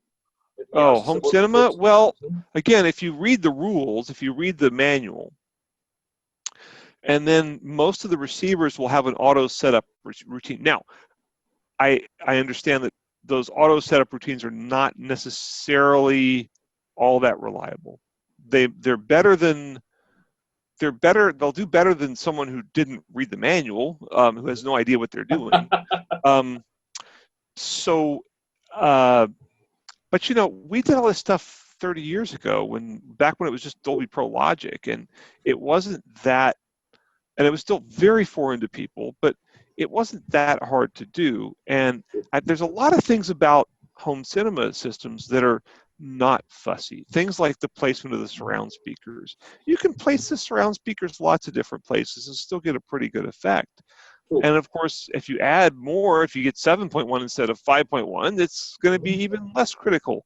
And then with Atmos, you read the instructions in the manual. That's all I did. I think what they have is identify certain boundaries of the placements, and as long as they're within the boundaries, you should be good to go. Yeah, it's not really that hard, but yeah, you do have to read the manual. And of course, a lot of people aren't going to read the manual, and a lot of people don't. But I always tell people, look, if you want to have a really good system and you don't want to have to spend a day or two or whoever knows how long figuring it out, and you want your whole family to be able to work it, you could just hire an installer to do that for you. And the installer they do tons of these things. They have it figured out. They can slap the whole thing in no time and get it sounding really good, and they can probably set you up with a control system that everybody can work. Because that's still a giant problem with receivers, is that that's the bad thing is sound bars, man, you plug it into the TV, it just works. Receivers, it's even for me, it's still an hour setup, something like that. You know, so True. yeah. Very true. I am actually very tempted to take the remaining questions also because they are very, very related questions, and it would not be correct to not answer them. So there's a question. I'm happy to. Yeah. There's a question by Roshan Thomas, which is Uh-huh. timestamped at I 11:01. see it. Yep. Yeah. Yep. So yes, I do take the limits of my own hearing, especially because I'm 58, so I can't hear above 12 kilohertz. It's a nice thing about doing measurements is, you know, when you do measurements, usually it's starting at the high frequency and going down to the low, and you see a readout on the analyzer of what the frequency is, so you can hear what that frequency is. And if you're doing measurements of speakers, especially, you know what your high frequency limits are, and I had last I had my hearing tested was last summer, and I'm going back in, I think in a few weeks. So, and I actually published my test results. I don't think anybody's ever done that, and I don't think they will, because frankly, there's a lot of guys older than me, and they don't have measurement gear. So, but my attitude is this: I really think that the ideal situation is to have like an older person that's really knowledgeable about audio and has been doing this for a long time, and who understands what all the different colorations are and what the causes of them are and things like that. But then combined with the younger listeners who can definitely hear things I can't hear. There's just no question about that. Get their opinions, and that's with my reviews in Soundstage. If I only give stuff like a 9.5 or a 10 on sound quality, or even a 9, if pretty much everybody agrees that it's really good. If there's any dissenters, I bring it down a few points, because, you know, I really, yeah, there are definitely things and I've been working with younger listeners pretty much since I was a younger listener, you know, since I was 30 or early 30s, and I've always found, even when I was in my late 30s, I found there were things that the younger listeners were hearing that I wasn't. And so, yeah, it's a really important thing, and I really recommend that reviewers do it, but they're not going to. So you're saying that most of the reviewers are not true to their the field that they operate. They don't want to know. They don't want to know. Ignorance is bliss. It is, and you know, believe me, when I saw I hadn't had my hearing tested in about 4 years, and when I had it last summer, it was not a pleasant experience. You know, I was kind of like, wow, I declined that much. So, but you know, I went home and I had those results, and I really sat down and then listened to tones, and I'm like, okay, I hear 11.5K, I don't hear 12K, but that's fine. You know, I can go find people that can hear. I mean, Lauren Dragon, who's the headphone editor of Wirecutter, can still hear like 19 or 20 kilohertz. Wow. So, and that's not her making it up. I was in the test when she did it. I was in the room watching her do it. And so just, yeah, that's my attitude. I don't understand. Why can't you just get some younger listeners in on it? Why do you have to sit there and pretend that some person who's who you're not well into their retirement is the all-knowing audio guru? So that's a good question, though. Thank you for that question. Awesome. I think there are 3 more questions. All are, I think, pretty easy to answer. They could be very short. So Parthasarthi asked a question at the timestamp of 11:06. Hi Brent, you have reviewed a lot of subwoofers. Oh yeah. Yeah, CEA 2010. Oh, by the way, sound is analog in nature, except in audio. In audio production, well, I just want to say, in audio production now, analog is a sound effect, because analog recording is a coloration. Digital audio recording, done halfway decently, is not distinguishable from a live mic feed. So, whereas analog is distinguishable from a live mic feed. So CEA 2010 is one of the things I'm most excited about. This is a subwoofer measurement technique where you're measuring not just the frequency response of the subwoofer, but the output of the subwoofer at different frequencies. Now, I found, 20 years ago, somebody from, I think, Velodyne was telling me, like, oh, yeah, you really got to look at distortion because, you know, all this stuff. I was kind of like, yeah, okay. And I started finding there were some subwoofers that measured like flat down to 20 kilohertz, but my blind listening panels hated them. I was like, what's, and they said they didn't have any bass. And so I just did seat of the pants distortion measurements, sort of measuring like almost like you measure an amplifier where you measure at different levels and the distortion goes up, right, at different frequencies. And then I talked to the famous Bob Carver, who's really a friend of mine now.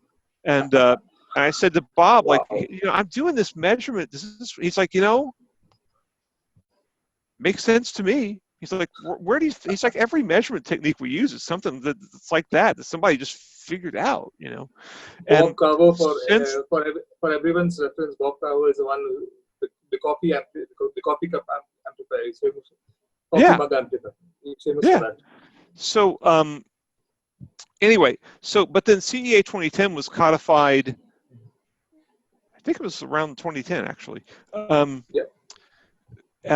And it's a really good method. It's not, you know, it's an acoustical method that's susceptible to noise and things like that in your testing environment. There's things you can do to compensate for testing environment, all that stuff. So the accuracy is, you know, typically plus minus 1 dB if you're lucky, maybe not quite, but you know, even if it's off a decibel or two, it's not a big deal. It really tells you more than like any other audio measurement I know of, it tells you whether or not people are going to like a subwoofer. And it's not the only thing. It doesn't, like, subwoofers do have a sound quality to them. And that's important. But that's more subjective. You got to do that in blind testing. But CEA 2010 really separates the wheat from the chaff. And there's a lot of these sort of high-end companies that do subwoofers, and they charge maybe a couple $1,000 for them, and they have like a 10-inch driver with a 150 watt amp or something, and then you do CEA 2010 and you play 20 hertz tones through them, and you hear, well, maybe nothing, or maybe you hear a, you know, horrible sounds, and because you're playing these sort of burp tones. It's like a 6.5 cycle wave that goes womp womp, and it very, very much corresponds to subjective listening, and it's just such a great technique. Like I just, and you know, I've introduced a lot of manufacturers to it. I think I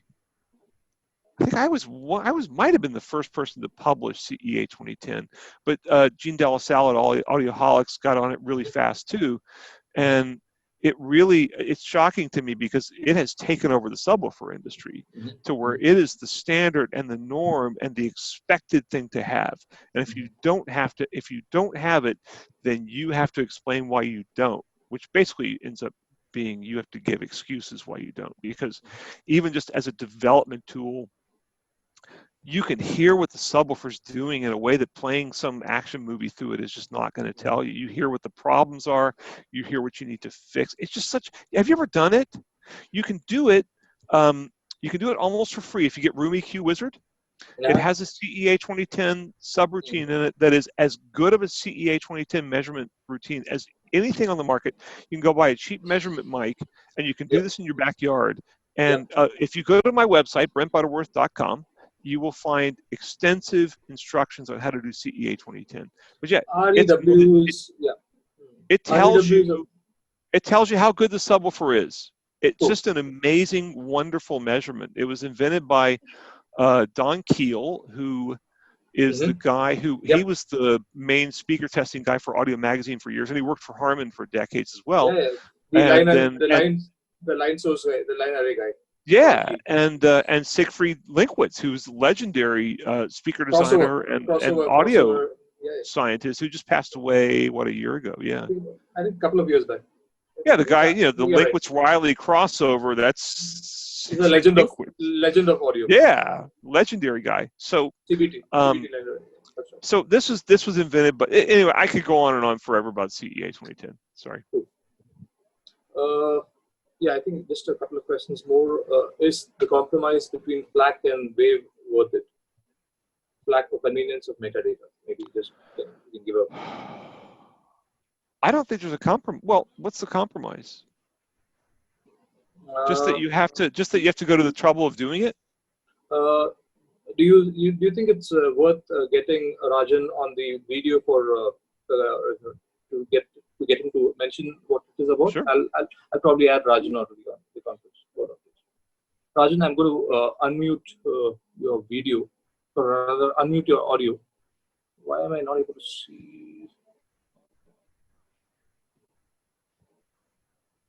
Okay.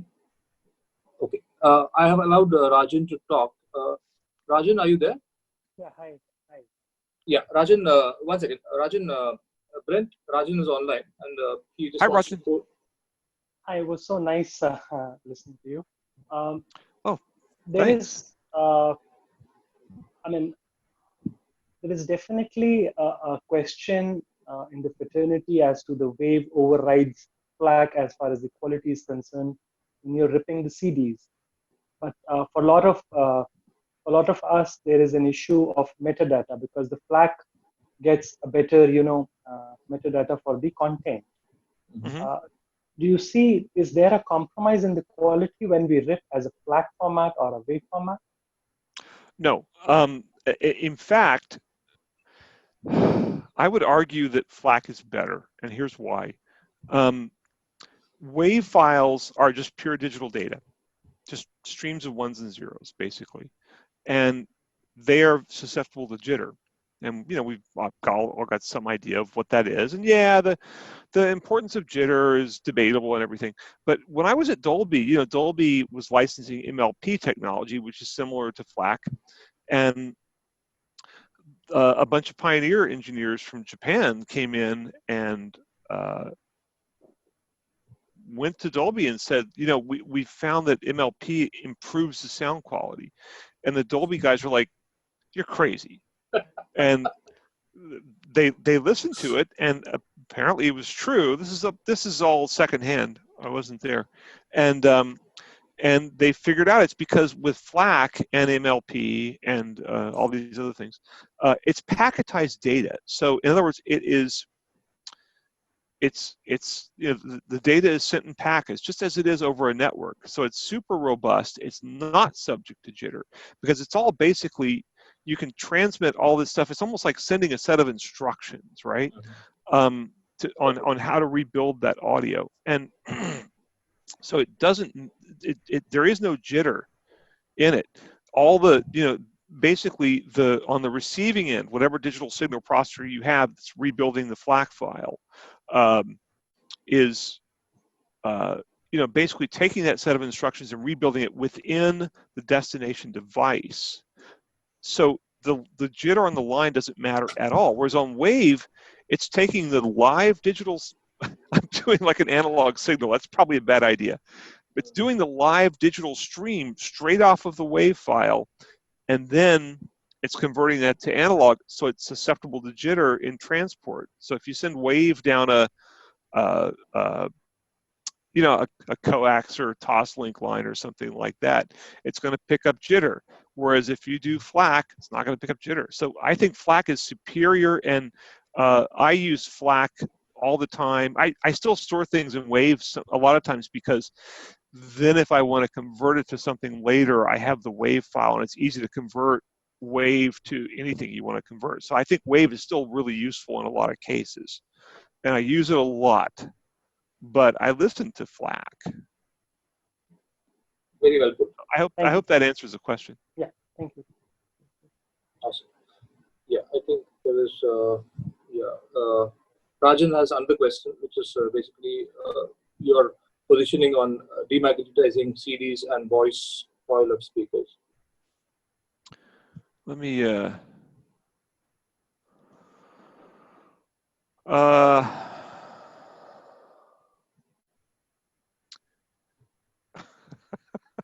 Okay, I don't care about CDs. I just don't care about CDs anymore. I'm having to work up the courage to actually care about CDs.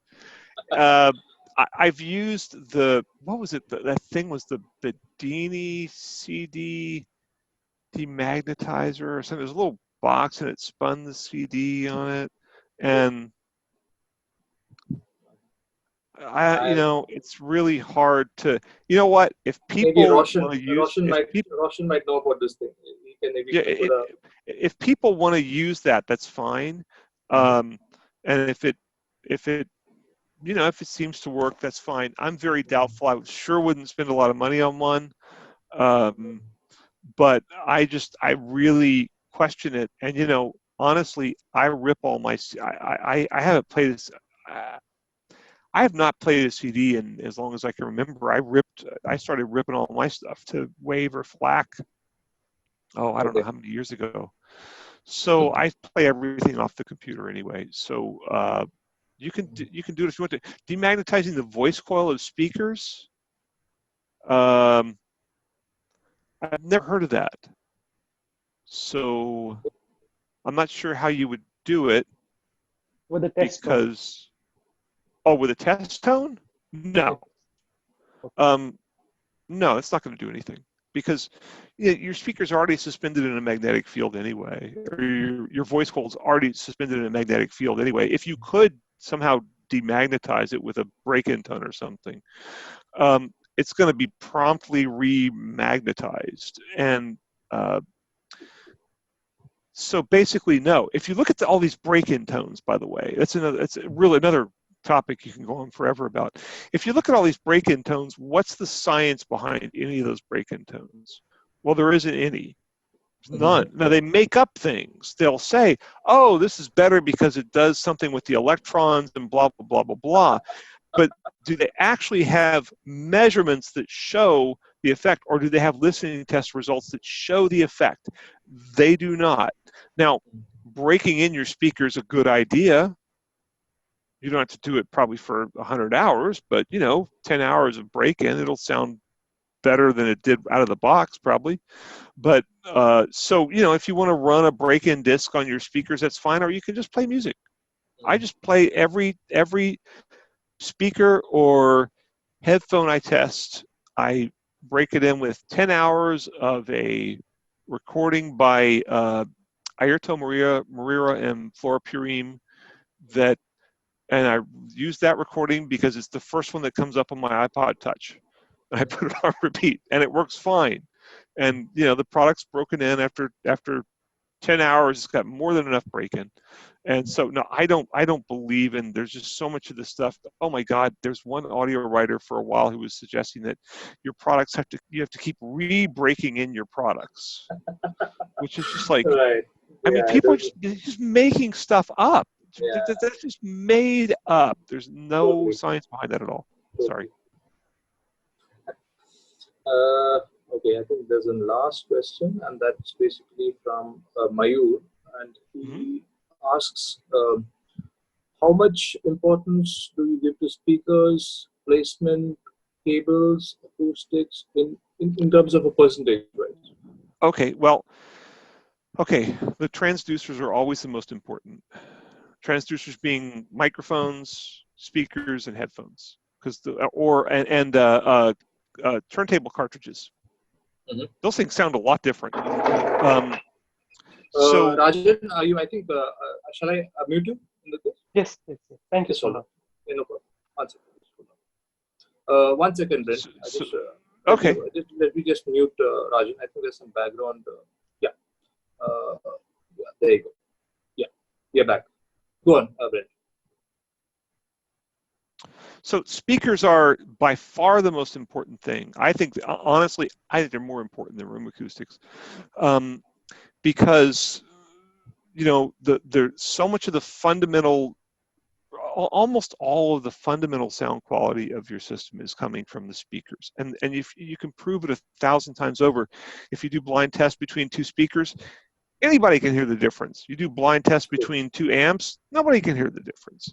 So, and then you do measurements between them. Every amp, unless it's some weird tube amp, it's going to measure just dead flat through the whole audio band and probably way beyond. Any speaker, the best speakers in the world, are still going to have all kinds of crazy stuff going on. And so the speakers have so much more of an effect than anything else. Now, the room acoustics, I think, are moderately important, but if you read, the best thing is, if you read Floyd Toole's book, Sound Reproduction, if you read that book, I think it's like a $50 book, but you'll make the money back up. You'll make the money back up on the acoustic treatment that you saved. Yeah, because he tells you his prescriptions for acoustic treatment are all based on science, are all based on listening tests, and you can accomplish those things very cheaply if you want to build them yourself, or you can buy them from some company. But that stuff is really simple. I think go get a good set of speakers first. Get an amp that can drive them pretty well, and that's going to, you're probably talking about a solid state amp. Hey, if you want a tube amp, that's great.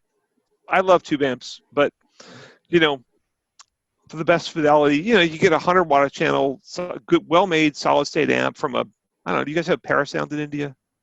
Yeah, we do. Those kind of companies, or NAD or whoever. Lots of, a zillion different companies. Yep. Bryston makes great amps. There's just so many companies that make. Bryston There's lots of great amps out there. Go get a good amp, and then plug anything you want to plug into it. Plug your turntable, plug a streamer, plug, whatever turns you on. And on acoustics, really, I'll tell you what Floyd says in his book. Basically, he'll say for stereo, put some absorptive panels or something. It could just be foam. It should be at least 4 inches thick, because that way, if it's not 4 inches thick, it won't be effective down into the mid-range. If it's 2 inches thick, it's going to be real shouty, because it's going to affect high frequencies and not the mid-range, and it's going to sound terrible.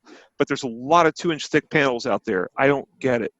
But so get 4-inch thick or thicker, mine are 5, I think, and do a couple of ones that are maybe 4 feet by 4 feet behind your front speakers.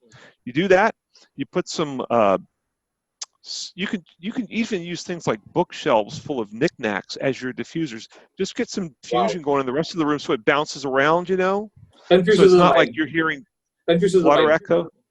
Yeah. And you can build diffusers. There's these things that they call they're concrete forms. They're like these cardboard cylinders, look like that, and they come in all different sizes. And you can easily, with a saw, cut them into half, so it's a half cylinder. You cover it with some kind of nice-looking fabric, or you paint it, and just figure out some little bracket to hang it on the wall. Yeah, it's got a hemispherical shape. Yeah, and you put those along your back wall, That's right. and it looks super cool, and it works. Yeah, I have a whole bunch of them, and I made them all myself. It's called polycylindrical. But they have to be. It's called polycylindrical diffusers. Yeah. But Floyd Toole, I remember I had some really good diffusers that were like the kind that have all the little shapes on them, and they were about 4 inches thick, I think. And he looks at them and he says, "Those are excellent tweeter diffusers." I said, "What do you mean?" He said they're not effective. They're not effective at low frequencies. Yeah. I said, "What do I do?" He said, "Move them out from the wall 4 inches. That'll work fine." And so, I got the concrete forming tubes that are 14 inches in diameter, so it's 7 inches thick. And you can build your own things. For a while, I built like a triangle thing that was about, a foot thick or something in the back. I had like 4 of those, and they worked fine. But the round tubes look really cool because you can cover them with fabric, and they look great, depending, of course, on your choice of fabric. But the acoustic stuff, if you follow Floyd's rules, it's simple and cheap to do, whether you use professional products or your own homemade ones. It's a very good guideline to start off with. It's a very good starting point.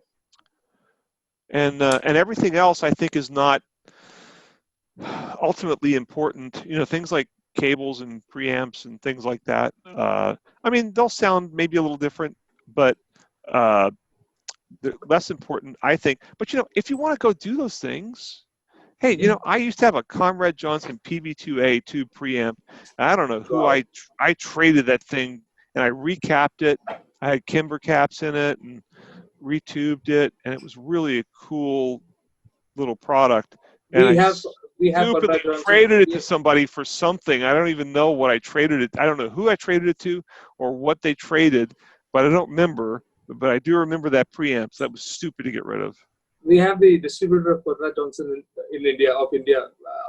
He's attending the Yeah. session. So, you know, I have to say, I've been saying all this science stuff, but, you know, if you want to go buy a set of LS35As and a Dynaco stereo, you know, stereo 70 tube amp and plug your vinyl into it, I think that's great. And, you know, probably, I'd probably honestly rather own that than some perfect system, just because it's fun. But, you know, I know the difference between, I've got a close to perfect system, but, you know, it's fun to explore this stuff, and there's nothing wrong with it, and it's still going to sound like music, and you're going to have a great time with it, and you might enjoy that more than a sort of perfect system. Right. You got to do your own thing at the end of the day, you know. True. As long as you know the boundaries of the performance boundaries of your system. Yeah. Yeah, don't go buy some tube amp that barely works. It puts out like 5 watts and doesn't even have flat frequency response from 20 to 20 and tell me it's musical. Okay. But you can get good tube amps. There's lots of good tube amps out there. And Dynaco Stereo 70s are good amps. And they have a new version that's like a modernized version of it that's really cool. So I really think that I have no problem with people doing stuff like that. And especially, you can still go buy good speakers. Go buy those ELACs or PSBs or something like that and hook them up to some cool tube amp. Or, you know, that's great. That's just such wonderful stuff. And so there's a lot of room for, you know, personal taste and opinion and your own personal style of what you want your audio to be, and all that. It doesn't have to be utilitarian. Right. So, That's the subjective part of the entire discussion. Yeah. Awesome. One last, and I think we're going to end it out there. So Rajan asks once again: is fiber HDMI as good as copper HDMI?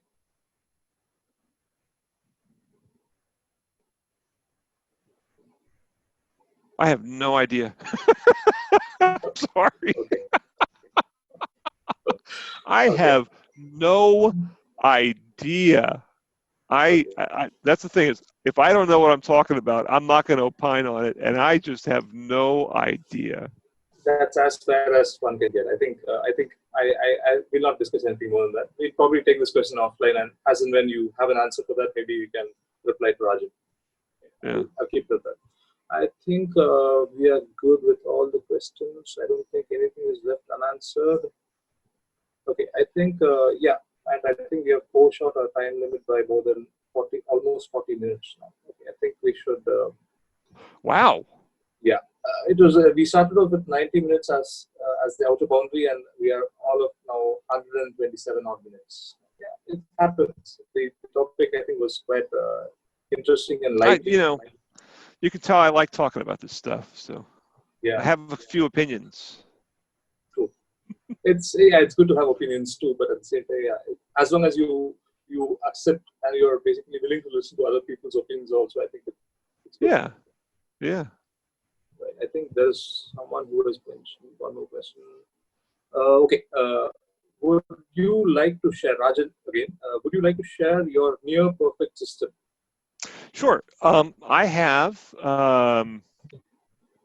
Revel F206 speakers, and I like the F208s better, but I have to move my speakers around a lot and sometimes use them as a measurement standard. And the 208s are 80-something pounds, and the 206s are like 50-something pounds. That's why I bought the 206s. Some people like the 206s better, but they sound amazing. And I have a Parasound Halo P5 preamp. That's really great. Wonderful design. But most important, it has a subwoofer crossover. So if I want to do subwoofer with a 2-channel system, I can. And that's really, really rare. and Right. that's just such a useful feature. And right now I'm using Outlaw Audio monoblock amplifiers, which are, I want to say they're M2200s, and I think they are 200 watts channel, and they are class G, which is, you know, basically a more efficient version of Class AB. It's basically a Class AB amp with a more or less of a tracking power supply. Right. And so they're relatively modest in size, and they measure dead flat. And I actually use them also to do speaker measurements. I plug the speakers into those because they work really, really well, and they sound great. And I've kind of, you know, I kind of feel like I'll probably get a Parasound amp to match the Halo P5. I don't think it'll actually be any better, but the system will match, and yeah, I don't know. But it's pretty great. Oh, I have a music hall Ikura turntable. And no, that turntable is not perfect. It's got an Ortofon Blue cartridge, but I bought that when I stopped reviewing turntables for Sound and Vision, and because I wanted to, it's reviewing turntables is so hard, and so many variables. It's a black You know, card. installing It's the a black little, card. and you got to put the same cartridge on both of them, and my hands are pretty big, and oh, that's just too hard. I don't know how Michael Fremer does it, and so I thought, you know what, I like it's an MDF turntable. For whatever reason, I really like the sound of MDF on turntables. It just has a sort of beefiness that I kind of like. Maybe it's not the last word in, you know, detail and stuff, and my cartridge is fine, and maybe I'd like another cartridge better, but I'm happy with it. And when I got the thing, I'm like, I'm buying this turntable. I'm not changing my turntable anymore because I'm so tired of messing with it. And then I have the Parasound has a phono pre-built into it that's pretty good. And to get digital into the system, I just plug my computer straight into the P5, which has the jack built in as well. Right. And that system, yeah, could you do a better system? Yep. Could you do one that is substantially better? Yeah, if you got the Revel F208s, or maybe if you stepped up just the new $10,000 you know, beryllium tweeter version of the same speaker. Those are lovely. I don't think I will. I got to spend a lot of money on test gear too, and test gear is really expensive. So, yeah. But that's my kind of perfect system. But it sounds really, really good, and that's the. I know Floyd Toole has those same speakers in his office. The Revels? Yeah. Yeah. Yeah, I think for his home theater, he went over to JBL I think M-Series or something. I think even Sean has got the same stuff, the Revels. Yeah. I think Sean has the higher end version of the Revels. I think look, who knows what he's got? I mean, he's the head of research for Harman. He's got tons of stuff. I mean, he can get all kinds of crazy stuff.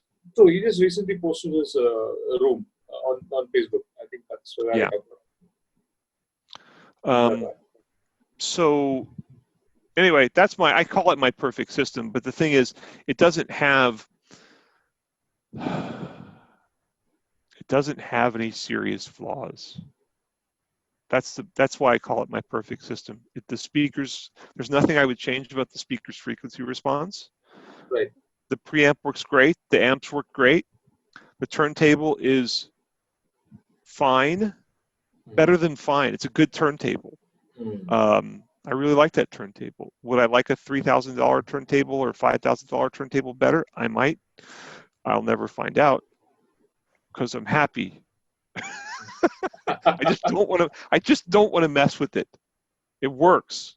So I'm not reviewing turntables, so I don't have to. Right. I think we should get Michael sometime. You should maybe talk to Michael and get him on one of these sessions. If I ever see him again, I will ask him to do it. But you know, since we don't have, I used to see him at Audio. I've known Michael for like 30 years. Even though he and I are from completely different opposite parts of the audio spectrum, we get along really well. And I would ask him, I hope I'll see everybody at the Munich show in May of next year. Yeah, hopefully. So Yeah, by then we'll this see. nonsense, this pandemic would ease out, hopefully. Yeah, but he'll tell you everything I said was wrong. So Interesting. Yeah, that's an interesting perspective. We have some very, very senior listeners in this in the audience right now, and you might want to just take the last question by Roshan. It's just a general. It's more like a fun question. The last one. Do you have any cassette? I don't, and that's because I'm a loser. I should have I was just thinking the other day, like, I have a really good friend named Gordon Sauck who runs what's surely one of the biggest vintage audio shops in the world up in Vancouver, Canada. And he's got lots of them. We did a cassette deck shoot out there, and I measured them all with my audio precision and stuff. And I miss cassette decks just for the sheer fun of recording. It was just so great. So probably I was actually supposed to go up there this spring for vacation and, mess around. And, every time I go up there, I write like a couple of articles and research some stuff. And maybe next time I go up there, I'm going to come back down with a cassette deck or a reel-to-reel, one of the two. Awesome. I think driving up from LA to Vancouver and going into Canada, I think gives you a totally different perspective, because Canada is, I think, still has that legacy feel to it. Oh yeah, yeah. I love going up there to, if anybody's in Vancouver, go visit Innovative Audio. You will not regret it. It is just the coolest shop. There's stuff going back, 50, 60 years, and they know everything about all of those products. They know the name of the guy who designed it. They know, oh God, everything about it. And it's just such a kick, and it's fun to compare some of the old products with some of the newer products. And yeah, I'm so sad that I didn't get to go up there this year. I'll get up there next year, probably, maybe. I might end up joining you, maybe. Oh, you wouldn't regret it. It's just so great. And all we do is talk about audio and music. Whenever I'm up there, we talk about audio and music and a little bit of home theater nonstop the entire time. And we just play records. Like, Gordon will have people over and play. He's got crazy system. And we'll play records and and I go to other people's houses and play records. Only records, pretty much. Like those guys don't play anything but records. Maybe they all have cassette decks, so they might play a cassette. Right. So yeah, I should have a cassette deck. I had a Sony, one of the last Sonys that had Dolby S, and I think it cost me like $500. It was a pretty fancy deck. Boy, that thing sounded good. That was Right. I used to mix to that instead of mixing to DAT because it sounded way better than my DAT machine. So even the musicians I played with said it sounded better without me telling them what I'd done. They're just like, "What'd you do? It's like way better." So yeah, I really should have a cassette deck. That's just, it's a huge oversight on my part.